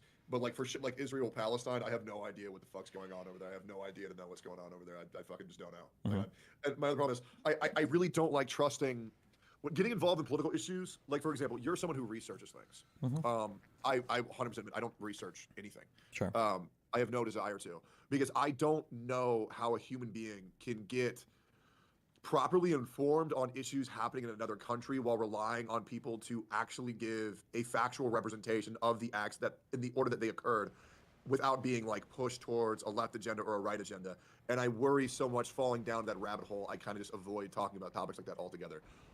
Whereas, like, for example, another topic that I would feel comfortable talking about is like HRT and trans kids. I don't believe in trans kids. I believe in mentally ill parents. I don't think that you should be putting HRT into your children due to the fact that, I mean, these kids are like fucking 8 years old. They're 12 years old. Why are you trying to cancel their I guess puberty so they can become a girl better? I just think it's fucking dumb. I think decisions like that are too serious to be making at such a young age. Mm-hmm. But yeah, that's what I would do, like common sense politics versus the informed, what would be called geopolitical politics. Yeah, sure. Or I mean, it depends. Yeah. I mean, so I'll say that there's, okay. So there's two things going on. So one, when it comes to like larger political issues, you look like a snapping young lad who goes to the gym. Do you do like full body workouts or whatever? Yes. Yeah, I do. Every day. Okay. I have a girlfriend who's very active in the gym, and so she makes me work out very good. Okay. Do you do like deadlifts? No, I don't do deadlifts. I don't do squats. Okay, but I do like so for example, like I have a spine injury. Sure. So I have to be very careful with the lifts that I do. Deadlifts and squats are like, they're brutal for me. Okay. Well, I was gonna say for like deadlifting and squatting, these are two pretty complicated lifts. Like if you were to write it down on paper and tell somebody exactly, perfectly how to do the lifts, there's no way they'd be able to do them perfectly without a lot of practice. Like you just have to do it, right? I mean, like technically this is true even for benching, right? You look at, you bench 225, what do you do? It's 225 for about 48 reps over 5 sets. Jesus Christ, you're a monster. But even, okay, I outbench Hassan, fun fact. So nice. Dude made a clip the other day where he was saying, if you don't bench 225 4 or 5 times, then you can't talk about my politics. And it's like, bro, shut the fuck up. Everybody could do 225 with like 6 months of practice in the gym. It's not even hard. Sure. Okay. So when it comes to doing stuff like that, you just have to like have experience, right? Like no amount of reading or research is going to give you the perfect form, is going to give you the muscles to do it. I think when it comes to a lot of political issues, so geopolitics or economics or whatever, there's not a shortcut for just kind of like having a lot of ground information and then like reading a lot of stuff. There's no way to just be able to pick out one article and discern the truth or the not truth. When it comes to complicated, large-scale political issues, that's one thing I would say. But then you said you don't touch those that much, which is fine. The second thing that I kind of wonder about sometimes, so when you talk about like the HRT for kids thing, so I think that there are some issues that can be contentious. I cringe a lot when people talk about like their 4-year-olds or trans or whatever weird stuff like that. Fucking insane. But it's psychotic. Yeah, for sure. But the thing that I kind of question sometimes is there's this magnitude effect that's hard to explain to somebody, where somebody can say something and it's not like wrong, but sometimes I wonder the response. So for instance, like if I were to tell you I broke up with my ex because I felt like they left the house dirty, I felt like they lied to me sometimes, they stabbed me 4 times once when I was sleeping, and they said something mean about my mom, right? Like if I presented it that way, like you would be like, wait, hold on, one of those things seemed way worse than the other thing, Yes. right? It'd be like very weird how I present that, and I didn't say anything wrong, right? Like, oh yeah, we did it for 4 reasons why I didn't like this person, you know. When you talk about like the HRT stuff in kids, and people have a strong feeling about that, I mean, like we can walk down that whole route. I don't really care that much about it. But I guess my question is I feel like how do some people have such a strong opinion about that, but they're like indifferent to parents not vaccinating their kids against like the measles, and then their kids die of the measles? That's like a weird dichotomy to me. I feel like there's different. Would you say? Like I feel like proper vaccinations. Like in terms of like, I've never seen somebody who is like super hell bent against HRT for kids because of protection of the children and all that. Which I mean, I think that could be a legitimate position. But then when it comes to like people in Texas not giving their kids measles vaccines and their kids just die from the measles, I'm like, holy shit, that just seems unhinged. But like the same group of people that would have really strong opinions about the HRT stuff, on the vaccine stuff, they would go, well, I think parents have a right to figure out their kids' medical decisions and the government should intervene with that. And I was like, I mean, okay, I mean you can have that position, but then why not take the same position like the HRT stuff? I feel like when it comes to preserving a child's life with a vaccine, I understand that. Hold up, sorry, my brain is fucking jumbled right now. Holy fuck, you speak so fast. Sorry. No, it's okay. I'm trying to keep up. I got brain fog right now. Fucking, I don't have enough B12. Yeah, I feel like a parent should be probably within the right to say that, you know, for this, when a child's born, they want to make sure that the children doesn't get fucking the measles. But I don't think a parent has the right to say, oh, my son is a girl because they play with Barbies. When in reality, they're just fucking gooners. Right, and they're just like looking at the naked Barbie, but they're just like, "Oh no, I'm telling you, it's a woman trapped in my child's body. I know it is. They're begging to get out. We got to get them on HRT quick, especially when it comes to the whole power dynamic of what your mother wants you to be versus what you are as a son, and you just telling your mom anything that you like. You will tell your mom if they want you to be a daughter. You'll be like, "Oh yeah, no, I am a girl mom 100% because you want like their appreciation and their, I guess their approval, and so kids will just do whatever they want for their parents." Yeah, so I mean, like I said, I can understand why people be opposed to the trans stuff, but I don't understand how people can be okay with not vaccinating their kids. Like, if we're talking about like protecting children and making decisions for them that they're not capable of making yet to keep them healthy and safe, watching kids die of measles now in the United States because parents decide not to vaccinate them, I would say because people in the government. I think parents should vaccinate their kids. I think they absolutely should be vaccinating their kids. Yeah, but I understand that, but we run into the magnitude issue, right? So like when it comes to the vaccination stuff, you're like, I think that they should vaccinate their kids personally, but when it comes to the HRT stuff, I think you're like, that should be illegal, right? I think, well, I mean, yeah, I think it's a big difference, don't you think? Well, I mean, I feel like there's at least some evidence for trans people being a real thing, regardless of how you feel they should be treated or whatever, but I don't think there's any evidence for like not vaccinating people against the measles. Like I feel like the measles one is a much easier give me. Yeah, once again, I do think that every child should be vaccinated, 100%. But I feel like when you're making a life-altering decision that much, I don't think, like, I feel like the odds of, I'm a kid, I need to be trans right now or I'm going to kill myself is like, okay, well, that's probably an underlying issue. Yeah, I mean, right? It could be, but I mean, like, do we think that anybody is trans, like the older people or whatever? Do I think that older people are trans? Well, yeah, I mean, I obviously believe it is a byproduct of a mental illness, gender dysphoria. Sure. Right. So, like, if there's no better way to treat it than through transitioning, I mean, obviously, the earlier you can identify it, the better. If there was a different way to treat it, I mean, we talk about a different way to treat it. But I guess I feel like if somebody were to kill their kid because they tried to trans their kid and the fucking hormones ended up killing the kid, I feel like there would be a ton of outrage about that online. But when kids are dying from the measles, I feel like a lot of the people on the right who get super incensed over the HRT stuff just don't care that much, and that's just crazy to me. Because I feel like, at least ostensibly on one side, you can say like, well, maybe, you know, the HRT stuff, maybe there are trans people who are adults and transitional early can help. But on the measles side, like, it's just like crazy information about vaccines killing people. So how many people are dying of measles right now? In the United States, not many, but I think that I thought it was like the first death was like 2004 or whatever, and then the outbreaks are becoming increasingly large. But okay, I mean, also, like, how many kids are transitioning? There's like in terms of like surgeries and stuff, it's a pretty low number too, right? Sure. I have to imagine it's on like the rising scale though. What's the suicide rate and depression rate in trans people? Depends on whether or not I bullied them onto it. I'm just kidding. I don't know. I don't know the actual answers. Okay. I know it's supposed to be higher, but like so many people cite different numbers, and different people call different people trans. Like people will say like, well, people detransition at like a 98% rate, but when they say detransition, they're talking about people who just have felt like they were trans or non-binary. So it's hard to find the exact numbers, I guess. Yeah. That's why I care so much about the transitioning of kids is due to the fact that it's kind of blown up out of nowhere. Like I think the whole trans movement became very big in like 2019. At least that's when I became aware of it. 2019, 2020, and now it's kind of like a whole thing taking the world by storm right now. And I think there's a lot of people upset with it because I feel like people are okay with people transitioning when people. I can't speak for everybody. I can only speak for myself. I think everybody should have the right to do whatever the fuck they want to do once they become 18. But when they see that mindset from creators like Lily Tino, you know Lily Tino? It sounds like a Italian version of Lily Pichu. I have no idea. Yeah, Who's... yeah. Look into Lily Tino sometime. I think I get a kick out of that. They're like a pro trans TikToker who like teaches children why they should convert and like take HRT. And they're huge. Like they're fucking enormous. And so I think people get very uptight about that. Well, once again, I can actually understand what you mean, why people might want to take the more measles thing more seriously. Bro! But if measles were to become a bigger thing, I think people would. But I think it's because the whole trans thing right now is so huge on social media that's why they're focusing on it right now. But I feel like if it's like tens of thousands of kids were dying of measles, I'm sure people would say, hey, man, we should probably stop doing this or start vaccinating our kids. Sure, although I mean at that point, like measles, I think was an eradicated disease in the United States. I think there's been 3 deaths so far, and then apparently there's over around 1,400 cases that have been confirmed. I don't know if it'll get bigger or not, but I guess the thing that I don't like about the measles stuff is that seems like a no-brainer. Like you should just probably be vaccinated against the measles. I also absolutely agree. It should be a no-brainer. Absolutely. Yeah. And then sometimes I worry, like the trans stuff is, I think a lot of it got kind of cringe, but I mean, like you also see a lot of it is kind of course corrected too, right? The UK had their huge report, and then the medical guidelines have kind of changed. And more research has come out, you know, to where maybe it's not good to give kids puberty blockers, you know, before age 14 and stuff. And like I feel like the science corrects over time, and I think parents, this is like a very sensitive conversation you have to have between parents and children and doctors and figuring it out. And then there's also social media stuff. Like there's a lot of stuff going on. I understand that. I guess when people's like entire political identities get wrapped up in it, that's when it starts to get weird. Kind of like the example I gave earlier about the, you know, hating wokes, and now we're like pro, you know, alligator Alcatraz. I feel like some of the woke people push the trans stuff on hardcore online a lot, and then somehow people become supportive of, you know, like Trump's foreign policy. And I'm like, how is alligator Alcatraz, is that real? Yeah, I think it's like 30 miles, 20 miles to the west of me. It's just like holding. That's fucking so cool. Well, what the fuck? Why? Okay, but what do you mean by that? Why? Like the idea of that is crazy, bro. Like there's like thousands of alligators. So is it to what, hold illegals or something?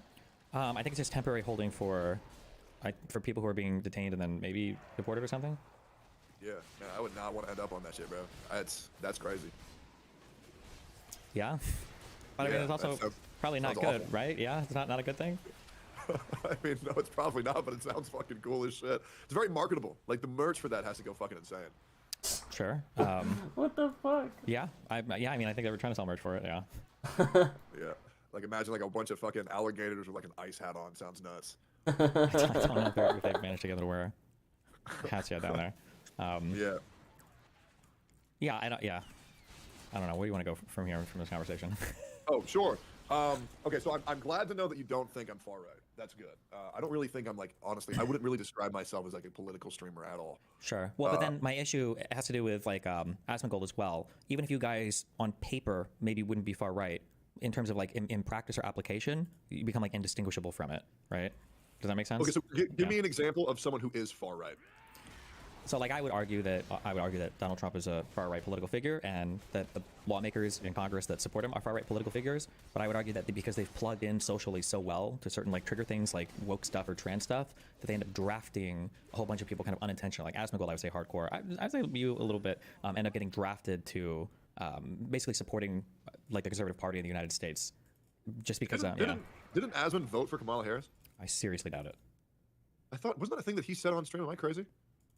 I don't know, but I mean, even if he did, it's been nonstop support for Trump for the past like year. But I seriously doubt he voted for Kamala. Obviously, I don't want to speak for Asmon at all. I obviously don't want to do that. But I will say I feel like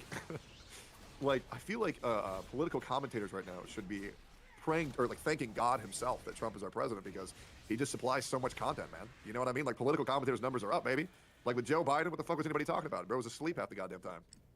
Yeah, I mean, I think that if I wanted to watch a he comedian. Didn't vote. Okay, I also didn't vote. Okay, so Sure. Nobody voted. Gotcha. If I wanted to watch a comedian, I would watch a comedian, right? But for the president of the United States, I think it's kind of important that the United States like functions well as a country. I think that it's probably good that we have a country that is doing the things it's supposed to do to enable all of us to live the lives we want to live. And if there's like funny people to watch, we should probably turn on Comedy Central and not the White House press briefing, right? I think that's probably not a good thing. So then you think Kamala Harris would have been a better president? Yeah, easily, in like every single possible sense of the word. But Hassan Piker has gone on record saying that they would have done the exact same thing 1-to-1. Yeah, but Hassan Piker is a fucking retard. Do you want to agree with him? I just feel like I don't want to rage make you hard. I'm getting meme mode too much. Sure, you're good. Yeah, I don't really know anything about Kamala Harris, to be completely honest. I was just like, yeah, Trump would be funny if he was the president, and that's pretty much it. That's legit. My whole thing. I don't really care. I mean, I would like him to release the Epstein files because I want to know if my president's a pedophile or not. That seems pretty important to me. Yeah, other than that, I just think Donald Trump's a funny guy. He did some shit in WWE back in 2002, so that was sick. He shaved Vince McMahon bald. It was sick. Do you think is there like any line at some point where you're like, oh shit, maybe this is like a little bit more serious and this is like not good for the country, or is that a thing that you don't feel like is much of an investment in? Absolutely. I just don't believe that the president has as much power over the country that people say. Like, I always figured that the president was kind of just like a figurehead to just enact what Congress wants and be a scapegoat in case the country goes to shit, so we have somebody to blame. I just don't really believe that the president actually has absolute control over the country. Do you think well, so what about like the tariffs? Doesn't he kind of unilaterally? I mean, like, he controls all of that on his own right now, right?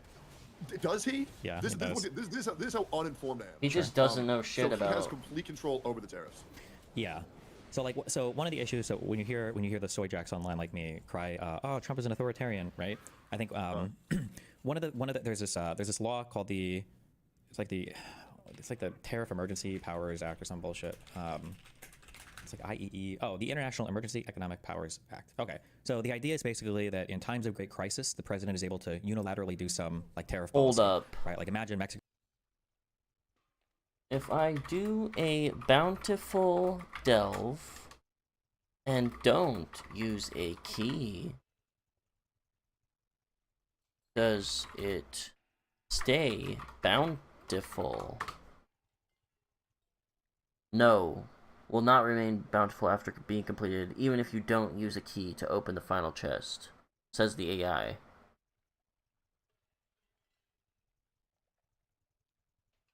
Also says Reddit. Okay.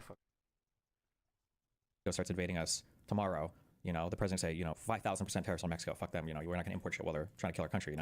But the problem is Donald Trump has come out and basically declared everything a national emergency, which is how he's able to do all the tariffs literally on his own. And that's why there's a whole bunch of people now that are complaining that Wait, we're not actually live. Random things it's are like starting to increase randomly because people are having still. to cover the cost of the tariffs. But he's doing that completely on his own. What's an example of what's an example of something going up in price due to tariffs? So there is a. Do you buy like graphics cards or do gaming or whatever? I haven't bought a graphics card myself in several years, so I would be uninformed on graphics cards. I don't believe the price of eggs has gone in any drastic direction. Well, I mean, eggs we domestically manufacture animal egg. Oh God, what am I trying to think of? What's the name of the guy? He's Tech Jesus. Every time he does like a video on something, it's I know exactly who you're talking about. Yeah, the NVIDIA guy. Yeah, I know him. He destroys everything that we love and cherish. Gamers Nexus. Yeah. If anybody's bored, obviously you don't have to watch this, but like Gamers Nexus did a really, really, really good like deep dive into like how tariffs are impacting kind of the computer shipping industry. It's like a 3-hour video, so you don't have to watch it, but I think it's called The Death of Affordable Computing. And he goes through and he talks to a whole bunch of different manufacturing companies for cases and stuff, and talks about like, this is the cost it's going to cost to ship things in now, like this is the difference in price, like this is the stuff that we're going to have to charge. It's not just cases, it's like everything, but it's really, really, really it's a really good video. But like literally every single thing that you import in this country will become more expensive because we import basically, if we don't import the thing itself, we import the materials to make the things. So my viewpoint on tariffs, for the very limited knowledge that I have on it, because I know people were saying that the price of eggs is going to become $18 a carton, and for me, where it's at, it's still $3.12. Is that my understanding of tariffs is that we need more American jobs, and we're too reliant on other countries to make these products for us. So putting tariffs short term on our country could cause somewhat of an economic stress, but long term it'll open up the ability for more Americans to have more jobs to make our country more sustainable by itself, rather than relying on other people to do the job for us. Is my understanding of it. Sure. Okay, we can talk about this. Okay, I have no problem. I love talking about all these topics. Okay, but remember the joke I made in the beginning about how hating woke people somehow became tied to like people's positions on immigration? So I feel like you're somebody who's traditionally not that political, but you're able to fully articulate like the Trump position on tariffs. That's very interesting to me. Right? I try my best. Sure. I'm not accusing you of like that for that, but I'm just saying that like it's crazy to me that like all of these things have become like super connected. That's like really scary to me. I'm not saying you're like lying or hiding anything. Yeah, go on. Yeah, like I don't think I've ever watched the news in a very long time. Once again, I watch Asman. I've actually learned a lot about politics by bitching about Hassan to people, and they're like, yeah, blah blah blah blah blah. And then obviously I hang out with like Donut Operator and co, so they'll talk about it every now and then. And I'm like, okay, so this is kind of what I understand. And just I've been doing this thing. This is so gay to admit publicly. Do you know what stoicism is? I know what people say stoicism is. Yeah, are you taking like cold showers in the morning or something, or?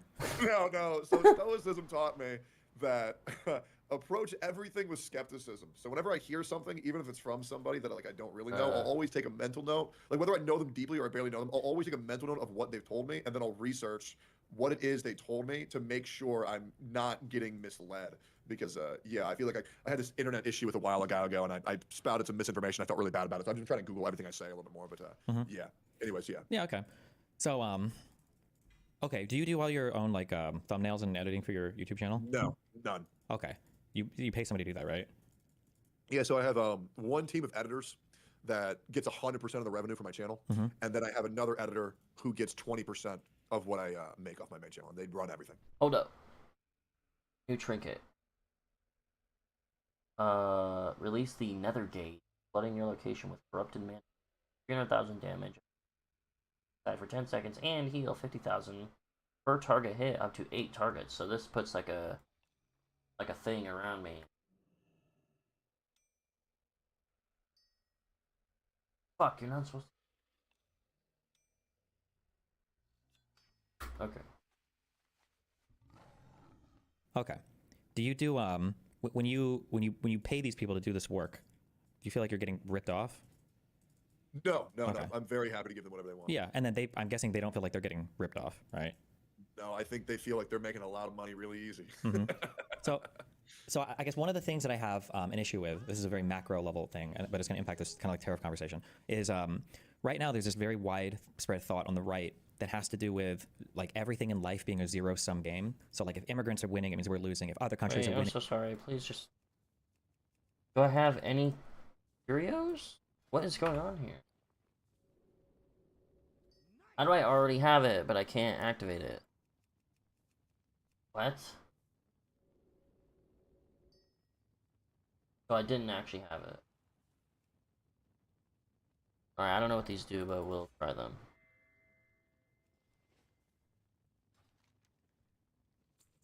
It means we're losing. If these people are getting jobs, it means we're losing jobs. People have this weird notion now of trade or of development in general, where you can't create wealth. It always has to be transferred from one party to another. So like when you pay your editors, like in terms of physics, there's only so much matter in the universe, and matter is conserved and all that bullshit, right? But in terms of like human well-being and economics and everything, like you're giving something to them, they're giving something to you, and both sides are benefiting from that. Both sides are walking away from that happier.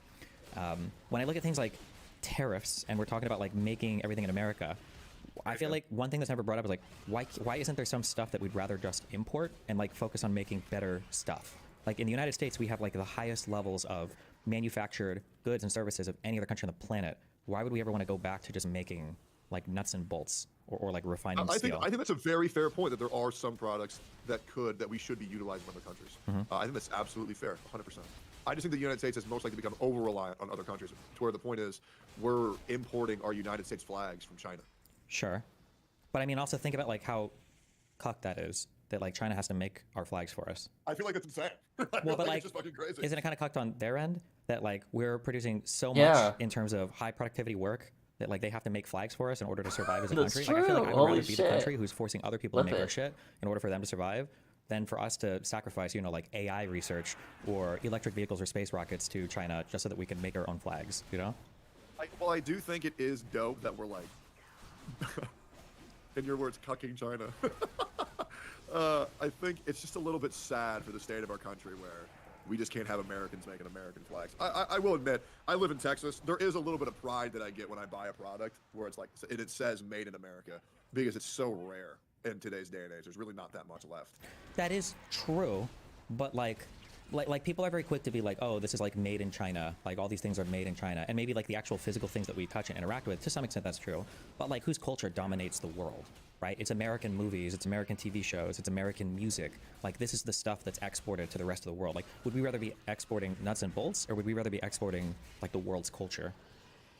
Because I feel like you can't do both, you know? Like how much, not to knock them, but like how much German culture, like they do a lot of manufacturing, how much German culture is exported to the United States, or how much Chinese culture do we have exported to the United States? Like I feel like you kind of have to pick and choose like what are the things that you specialize in, and in the United States we're like at the top of like value-added goods and services. Like we're doing AI, not coal mining and steel manufacturing. I feel like that's a good place to be. I feel like since 1945 we haven't really had too much German culture exported to the United States. Yeah. But to be completely honest, I can, once again, I want to make this very fair. I absolutely understand your point of view. I think I totally get that. Okay. Yeah. Yeah. I only say that because like the scary thing is that there's only so much labor that we have in the country. There's only so much you can do. So I'm sure you've heard the term productivity before, right? Sure. A lot of people use productivity to. It almost just sounds like they're saying like, how productive is a worker? Like, how much is this guy working versus slacking off? In economics terms, productivity is measured for how much value can an employee create with 1 hour of labor, right? So somebody working at a fast food restaurant is quote unquote less productive. That sounds mean, but less productive than like a software engineer. Just because at the fast food restaurant, for 1 hour of labor, that person is probably creating something that's not worth as much as the 1 hour of labor of somebody working in like a more specialized like engineering field. In the United States, like we do only have so many workers, right? Like our unemployment is pretty low right now. It's below 5%, which is ideally where it should be. We only have like Is below 5%. yes, yeah, In the United States. yeah. Hold up. Okay, I'm just gonna. That sounds insane to me. Is that true? Unemployment What do you mean? rate in the United States. Oh my god, damn! It is 4.2%. 4. That's crazy. I did not That's know it was crazy, that man. low. It really seemed like it'd be much higher by how much people bitch about not being able to get a job. Yeah. So if our unemployment is really low and our workforce is one of the most productive in the world, right? Because we're educated, we do like high level stuff. If we're talking about bringing back all the baseline manufacturing, like I would rather have, you know, as much as I hate the crypto bros and everything, I'd rather have like the tech people working on AI than the tech people, you know, going into the coal mines to do like the really low level like widget manufacturing, you know? Like why not import widgets from another country the same way that you have other people do thumbnails, right? Like I'm not knocking any We like should have other countries do our grunt work.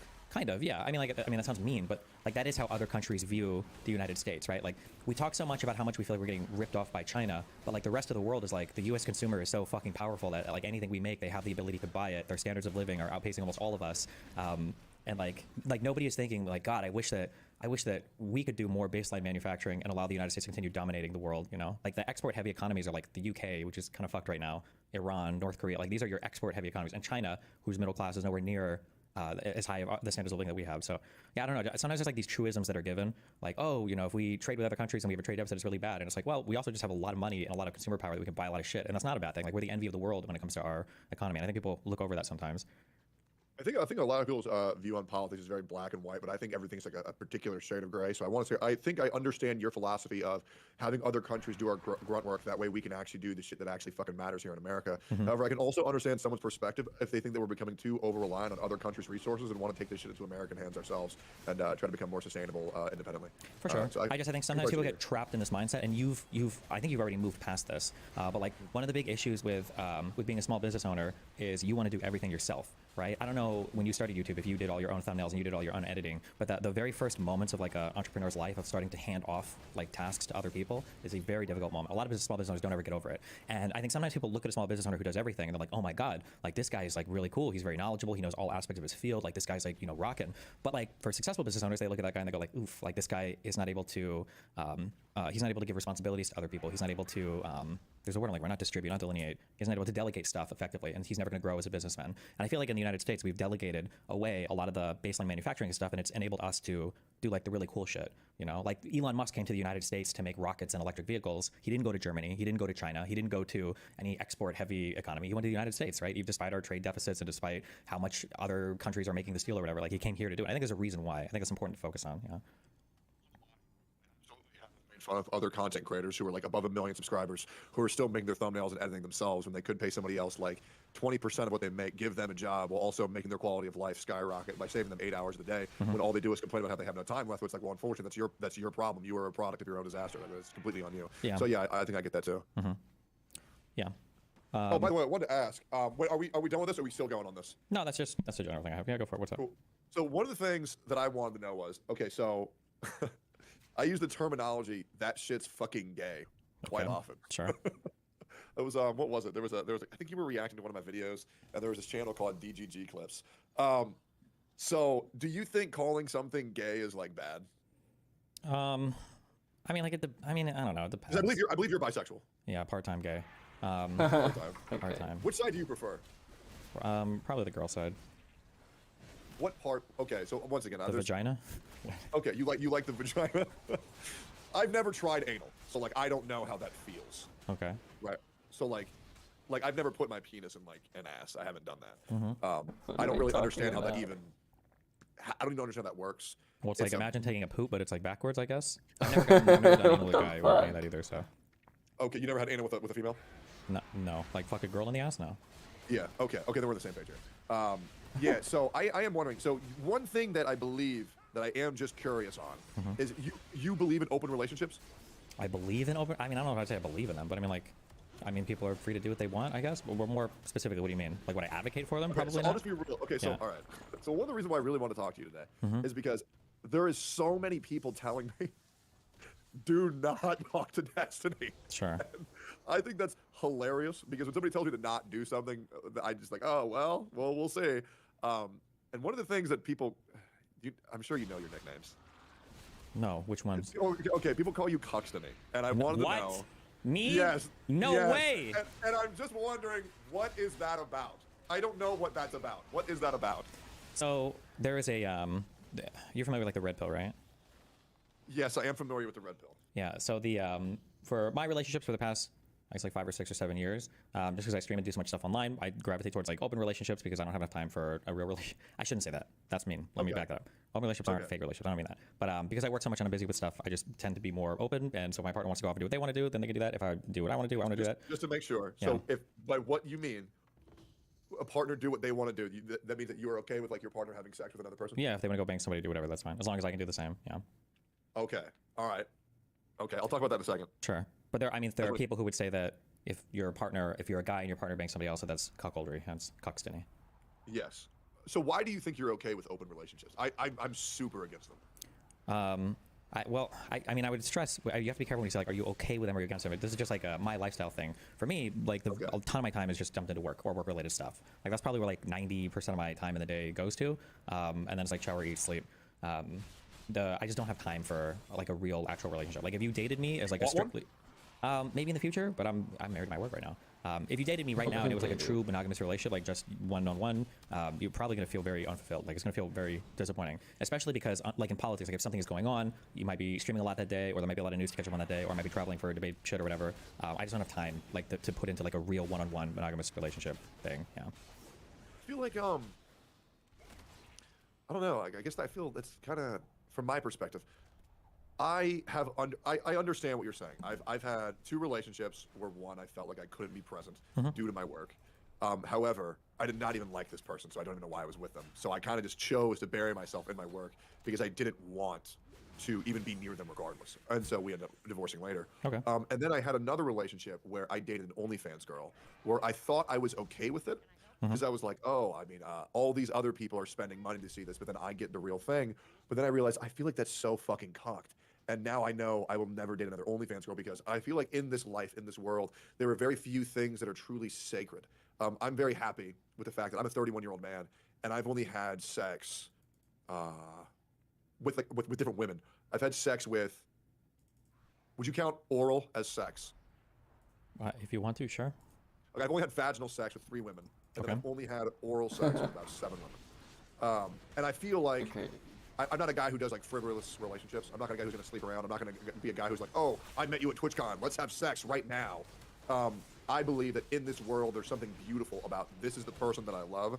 We have this experience that is sex that we have together. This is the bond that I have with my girlfriend or my wife. I also would not have sex or do anything sexual unless I'm dating that person. I just wouldn't do that. I don't think it's because religious. I just think it's just kind of, I just think random sex is sad. I do. Okay.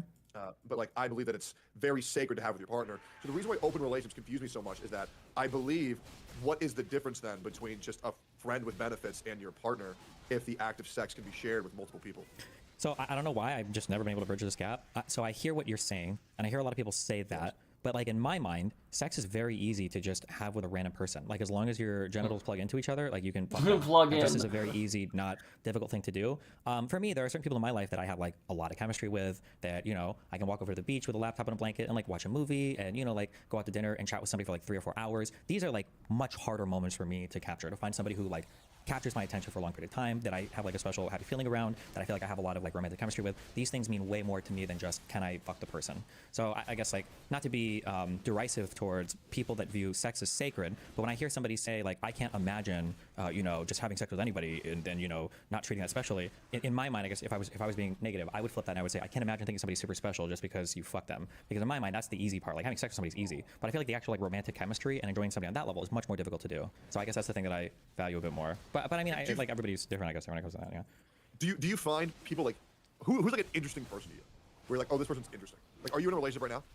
I keep my personal life is very separate from my Oh, stream life sorry, now. Yeah. No, sorry. you're good. You're Yep, good. Yeah, you're sorry. good. I used to be very open about everything, but all that's very separate now. But yeah. I think that's really fucking smart. I think that's really fucking smart. Mhm. I have the same rule where it doesn't matter, even if you catch me fucking somebody, even if I'm slightly alluding to them, even if you see my dick in their mouth, I don't know who that person Bro, is. what the I don't fuck want kind of delve is this?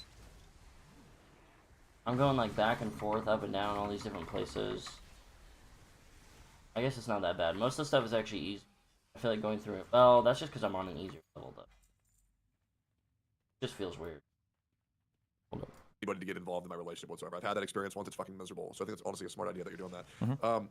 Yeah, but I just feel like, okay, so you think having someone to talk to that's like interesting. And then you have like, I don't know how to explain it, but like there's, I mean, I don't know. Do you have the, do you feel like there are certain people you have like romantic chemistry with? Does that make sense or no? Yeah, no, of course, I absolutely believe in that. Yeah, 100%. okay, yeah, that's kind of what I'm talking about. I mean, like, obviously the other stuff is important too. Like, I hope that they're intelligent and we can have like an intelligent conversation and be like interested and captivated with each other. But there are some people you just have like very, very high romantic chemistry with. Yeah, that's romantic yeah. means sexual energy. Or do you mean like Not necessarily sexual. No, like sexual. I don't know. Sexy is easy. Like I feel like they're like a lot of women are hot, and you can fuck them. But having like a romantic attraction and then a romantic, I guess like experience with somebody that just feels. I'm not just talking about sex there. I guess. Is there something in your mind that exists separate to sex that you would view as romantic, or do you tie those two things pretty close together? There's not a wrong answer. Also, maybe some people. Oh, there's like, yeah, no, I think like cuddling, like kissing, going on dates, all that shit. You know, watching each other's like favorite movies together. But the thing is that what I'm trying to put is like thing that you only do with this person. Right? I'm not gonna cuddle one of my friends. I'm not gonna fuck one of my friends. Sure. I'm not gonna do any of that shit. Right. So like that's why I think that those acts are so sacred to me, where I don't want to do them with anything else. Because like, and just to challenge you, what is the difference between a partner for you and a friend? I If would you're say willing it's, to fuck your friends. I would say it's probably the really high romantic chemistry thing. Fuck, I'm trying really hard to understand that. This will probably Like be if I something you and like if disagree I sure. Well, I also don't have to disagree on it. Like people can just have different feelings about it. That's fine. Sure. But like if I think of like 10 friends of mine that are girls, and I think of like romantic interactions, so like cuddling or watching a favorite movie and like having that type of interaction, right? And then I think of like just fucking. Like I can fuck almost all my women friends because they're reasonably attractive. It's like, yeah, sure. But in terms of like sharing like really special romantic moments with, probably not. Maybe there's only one or less out of 10 people, right? That's going to be a much more obscure thing, I guess, or not obscure thing. That's a much more difficult thing to come across, I think. Okay. Yeah, I just can't do that. Sure. I cannot do that. I don't know why, man. That idea is weird to me. Yeah, that's fine. But also, I think that I mean, that's fairly normal. Like, I think most of humans gravitate towards monogamous relationships. Like, I think that if I wasn't streaming so much, if I did something else for work, or was like a more normal kind of like 9 to 5ish, like maybe I would have more time to just sink into one person, and then maybe I would gravitate more towards monogamous stuff. But Okay. All right. That's interesting. I'm at least glad I know how you think about that, Yeah, because I've never really had the opportunity. I don't know anybody else who does that. So I guess that at least I can understand why you think the way you think now. That's interesting. Yeah. Okay. Well, anyways. Yeah. Yeah. Oh, let's talk about. Wait, can I get 2 minutes to pass? yeah, go for it. I'm gonna quick, grab a Red sorry. Bull. We'll be back 1 sec. Just to prepare, I want to talk about making jokes. Sure. Yeah. What's that? Go ahead. jokes not unallowed, but no joke. I see you fuckers in Tectone's chat. Somebody said I was lying earlier about the unemployment rate. You motherfucker. Look up the U3 versus the U6 unemployment rate. The idea that there's discouraged workers that are being tracked in main unemployment is something that people account for. All of these numbers track each other. They have diverged wildly in the past couple of years. Anybody that brings up the Holy fact that shit. U3 doesn't accurately track unemployment is fucking lying, okay? Fuck you. 1 sec. Give our actors a hand. They need all the support we can give. Conversation initiated.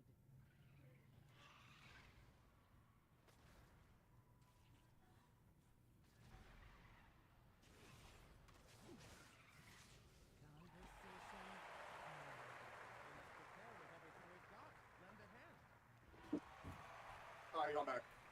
Oh, Danny Fist too. Oh, we're back at the same time. Holy synchronization. That was cool. Oh my god. All right. That was like perfect sync. Okay. So I think one of the biggest points of contention that we had was obviously for the Guadalupe River, when the youth Christian girls camp got swept through by the river. I think like I don't know, like 100 people died. I'm pretty sure something like that. NMP made a joke. NMP and Donut got into an issue. Then I supported Donut side, and then I think you reinforced NMP side. So I think it'd be good to just talk about differing point of views for that specific issue on why you think, and once again, why you think making jokes about that side is fine, and then how I think about this scenario why making jokes in that, because there's a very specific scenario that I'm referring to on why I don't think it was cool to do that at that time for specifically NMP. For specifically NMP. Oof. Okay. Yes. Okay. Here's what I would say broadly speaking. Okay. I think that broadly speaking, edgy jokes and who you're allowed to make fun of. I'm going to quote the anti-SJWs from 2016. If you want to find out who you can't make fun of, find out who you're not allowed to laugh at. I feel like jokes are just an exercise. This is going to get really cringe. I'm sorry. We're political here. But I think that humor is oftentimes an exercise of the political power, and it demonstrates the power structures around you for who has the power in this scenario. Meaning that if I were to be in a group of bros and I had like the funniest fucking jokes ever related to like, I guess, like botched trans surgeries or making fun of some fucking 15-year-old TikTok non-binary kids who are lopping their tits off or some shit, that like there's a bunch of humor that you can mine there. I'm sure you guys have, well, and I'm just sure there's a lot of people in general that have like made fun of a lot of people on that side of the internet related to trans stuff. Oh, I've made so many jokes about absolutely everything. Sure. From the Holocaust to 9/11. Yeah, I'm sure. I've made a joke And I about think everything. if people want to make jokes like that, that's fine. I mean, like you can joke about anything if it's just jokes. But I think that the trap that people fall into is they think, wow, I make some very edgy jokes. I'm a very edgy person. And there's this concept that I became aware of when I looked at Hassan, and I call this like safe edgy. And safe edgy is when you're like making edgy jokes, but you're doing it amongst a group of people where it's not very edgy. Like all of you kind of agree, like I would say my political biases are, but when comedians are, making fun of Biden and stuff, and everybody's kind of laughing along. When the Kill Tony guy, when he made that joke about how Puerto Rico is an island of floating trash and all the Dems got triggered and all the Republicans at the Madison Square Garden were laughing, that's like a safe edgy joke because you're in a safe spot to do it. But when Kill Tony did, they did a thing where they made fun of Trump. I don't remember if it was at one of their shows, the extended joke shows or whatever, and some of the fans started to get like really irritated. Now that was edgy humor, but it was actually edgy because the audience wasn't even necessarily vibing with it. So I guess the issue that I have is that sometimes people will pretend that they have these principles. It's like, oh, like you can't make fun of drowning kids in Texas or whatever, right? I'm not really even making fun of the drowning kids. I'm making fun of the policies in the Texas and all the dumb shit that goes along with that. And I was like, okay, that's fine. If you want to have that policy, we can't make fun of dying kids or whatever the fuck. Then that's fine. Have that policy, but you can't make fun of. I think the other day, Asmongold was laughing at some ship that overturned, like 66 immigrants were on their way somewhere and they all died or whatever in some ship, and he was saying the pictures were funny. If you want to laugh at that, okay, well, fine. If we can laugh at dead kids, though, we can laugh at dead kids. If we can't laugh at dead kids, we can't laugh at any dead kids. We can't pretend that we're edgy sometimes, but not be edgy when it's an issue that impacts us, because then you're not being edgy, you're just being safe edgy, and you're pretending that you're being edgy. That's the thing that, like, triggers me. Like, it's either all okay, or we have to draw some hard boundaries and say that none of this is okay, depending on the subject matter. Yeah. I understand your point of view. So I think the reason why the Guadalupe River jokes were so less than positively received is due to the fact that it was actively happening while the search for the children's was still occurring, and the people who got offended by it, I mean, I'm not gonna lie, it pissed me off as well, were, for example, Donut and Brandon and Eli and myself, because while we were out there looking for these kids, we see someone who's within driving distance to come help us on the effort, and instead of driving to come help, they're saying, LOL, there's no reason to live anyways, AI's taking over, nobody cares about kids dying. So I think it was like a very sensitive time. I don't want to joke police at all, but I think there was a lot of very high tension moments between people who were very emotionally invested. And I think telling jokes is fine, but like as you said, telling edgy jokes isn't so edgy when you know everybody's going to agree with you, but at the same time, there are some jokes that just are not fucking funny, so expect people to crash the fuck out on you if your delivery is shit. Sure, and that's fine. So something happened a few times. I don't know how long this will carry over, but I like he said it as a joke, but I was actually kind of happy, and I feel like it made my point a little bit. There was a time when I don't remember what it was exactly, but Asmongold looked at something and he was about to say some shit, and I remember he said, okay, I can't make this joke because if I do this, Bessie's going to roast me on this. And he said that as like a joke, but the fact that he thought about that, that's actually, I like that, because I'm sure 100%, I guarantee it, that as much as I might not like Donut Operator for reasons, I bet that when he read my tweet, I bet that wasn't just a clout farming moment. He wanted to, fuck Destiny, blah, blah. I bet it did actually bother him a bit, right? These are your communities. You've got he has a kid. Imagine your kid going off to camp and fucking drowning at a flood where it's supposed to be like a fun event, and people online making fun of it. That's got to be like a horrible fucking feeling. And I'm sure it did feel fucking horrible. But I guess like the thing that I ask as a human being, we should be able to do this, is if you have that feeling, and my jokes make you feel that bad, it can't possibly be that we are making jokes about people dying in the California wildfires when that's going on. It can't be that we're joking about, oh, I guess Newsom fucked up and now all you people are dying, and oh, look at these losers in California. Maybe they shouldn't have had all the whatever around their house and all that shit. Because those jokes were flying when West Hollywood and all that shit was on fire. But because it's California, it's okay. I do think there is a difference, because for the jokes about the Guadalupe River disaster, it was LOL, dead kids, they deserve to die. Why'd you put people who can't swim near a river? Versus the California wildfires, which was where, well, the government or the senator, whoever the fuck's in charge of that nation, fucked up dramatically because instead of having able-bodied citizens who could come and help aid the forest, they were more worried about inclusivity and being progressive and hiring women and transgender people so that way that the people who are saving you look like you. And That's I think just people were different from criticizing the way the wildfires the were being river handled shit, rather though. than LOL. Isn't that the everybody's dying. I don't think same? anybody was doing Isn't that the same thing? Like it could have been prevented. I don't know that much about it, but isn't the idea that it could have been prevented if these Republicans would like accept help in different ways, and because their brains are too broken, they can't. Like everything he's saying applies on the opposite side as well. So there's like 20 issues that I have with that statement. But let's say that let's even assume that all that was true, although almost none of that was true. But let's assume that all that was true, right? There's a way that somebody can criticize you to where you can tell it's coming from a good place, versus there's a way that somebody can criticize you where you can tell that they're just like having a goof, where it doesn't feel like these two things feel very different, right? Do you think you were having a goof? Because I think you would admit that you were going a little bit. You're going a little bit wild. Well, do you think in reading my tweets, do you think that I was happy that children were dying? That I'm like, good, dead kids. To me, But see, like the fact that you're laughing right now makes me think that I'm not saying that good dead kids, right? But like, so for instance, so now we just diving a bit into not getting into work, diving into the factuality of things, right? Nothing about the California wildfires was because of DEI or female firefighters or like people were literally posting commercials from like a TV show saying that like, oh look, they hired all female firefighters or whatever, and these weren't even real things, okay? But like when you're done with this, if you get bored tomorrow, you can literally bring up like care, county, citizens, testimony, ARPA funds. And when they're considering, because one of the issues I guess they have, I don't live out in these places in Texas, but one of the issues they have is that like there's not good cell phone reception in a lot of these places because it's hilly, it's like mountains, there's a lot of things. One of the things that they were considering was putting up like a siren warning system for flash floods. So you don't need a phone, you just hear the sirens blaring, it's like, oh shit, there's a flash flood, like we need to get to higher ground, you know? The citizens are going up over and over again as person to person. They're fighting against these funds. They have the money in the bank account from the American Rescue Plan. And the citizens don't want to spend the money because they think that if they do, Biden is going to come and take their homes, right? Because of stuff that they hear from Alex Jones, because of stuff they hear from Ben Shapiro, from Donald Trump, from the rest of these lawmakers. And like, it's funny and it's goofs and it's gaffes online. And it's like, okay, well, if all of this is a joke, you know, if we're going to have RFK talking about not getting vaccinated for the measles, and we're going to have people like DeSantis lying about Biden stealing your home if you accept funds, and then you get a flash flood and you don't have any sirens, you don't have any warning system, and now kids are dying, and it's like, now you have to care a lot. And it's like, damn, if we cared, maybe we should have done something in advance when it was preventable. That's real as fuck. So the reason why I was laughing earlier was because the way that I found out about you was via that black guy who goes, amazing. Jesse Lee Peterson or whatever, yeah. Yeah, are you and him friends? I wouldn't say that, no. I mean, we're like friendly, but I don't want to say friends. Okay, that's sad because I really liked that content. That was a lot of fun. And then obviously I enjoyed when you covered the Mizkif drama where you would play Factorio and then you know you did a little bit of clip farming. But the reason why I was laughing is because I keep on hearing from like, you know, there was a clip from Erudite where it was like, look, Destiny, you are someone who's pushing everybody away, and this is why nobody wants to talk to you, and then like you're burning bridges and all this shit. And what I saw was somebody who was very angry. And they saw someone tell a joke, and then that pissed you off, and then you essentially were like, no, this is a fucking joke, and now I'm going to say the worst things in human history, and you're going to fucking laugh or you're a pussy because we need to own the conservatives like people own the libs and the left. So I just saw someone who was very angry and frustrated over a situation crashing the fuck out. Sure, I mean, you can say, I mean that's one way you can view it, but I think the more prescient example, or the better explanation is just that, like, if conservatives want to have this domain, and I've watched Brandon Herrera and all these guys on their show, you might have even been on this one, where they were talking about, like, oh, edgy humor is important, and we make fun of school shootings and whatever. It's like, okay, well, fine. If we're gonna have edgy humor, then let's have edgy humor. But if I say edgy jokes and they're bothering you, okay, and people want to get mad at me for that, that's fine, get mad at me, that's great.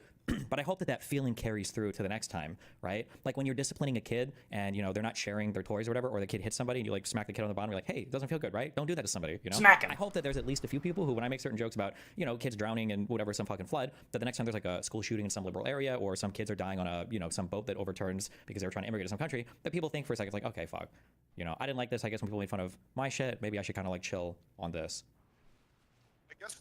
I think there's a big difference in what people consider a joke.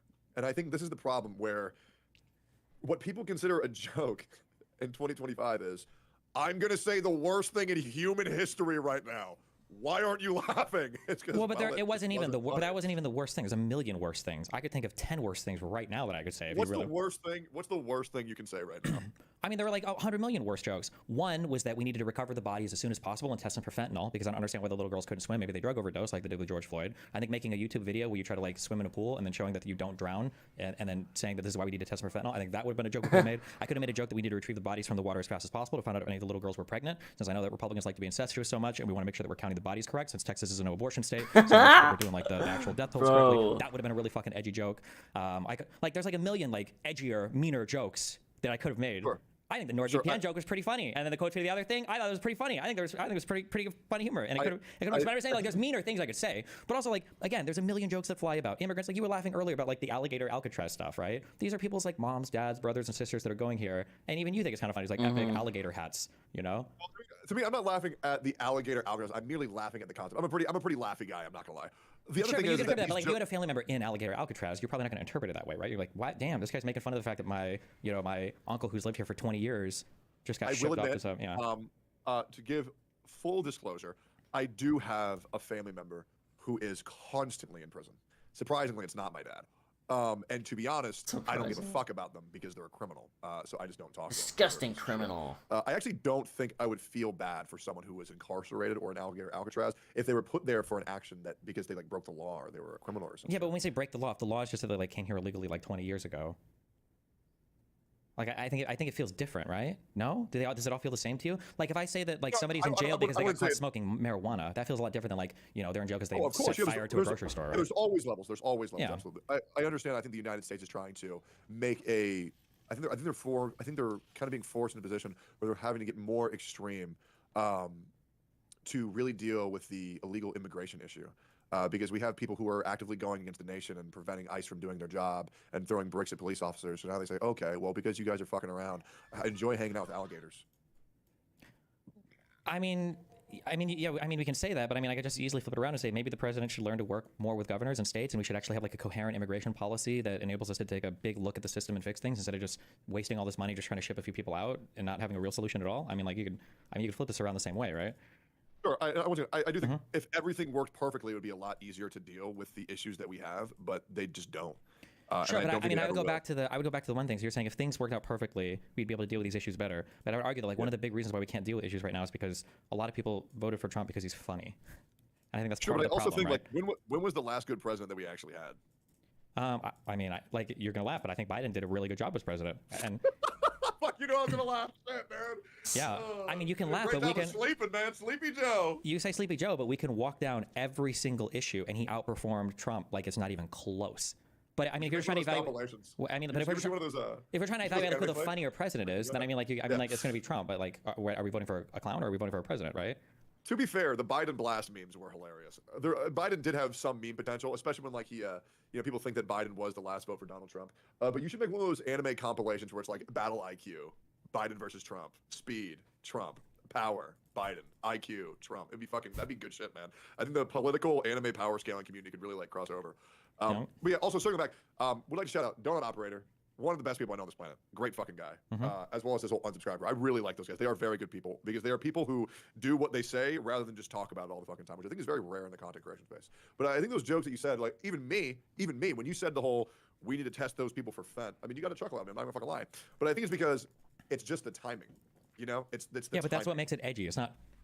Also, it doesn't make sense to make those jokes after the fact. Like, imagine I'm making jokes now, like, oh, remember those dead kids in Texas? I guess they should invest more in swimming pools at public schools, right, huh? Like, it would make sense. That would be even more unhinged to say it now, no? But even with that line of logic, you're telling edgy jokes because then there's a chance that people won't be positively receptive towards it. But then you sound like you're still surprised that people weren't positively receptive towards it. I'm not surprised at all. I understand it's going to be edgy. Of course it is. Okay. But I'm not out here pearl clutching over my edgy jokes. That's the difference. I think edgy jokes are funny. I think. All right. Fun is allowed, but no jokes. Remember that.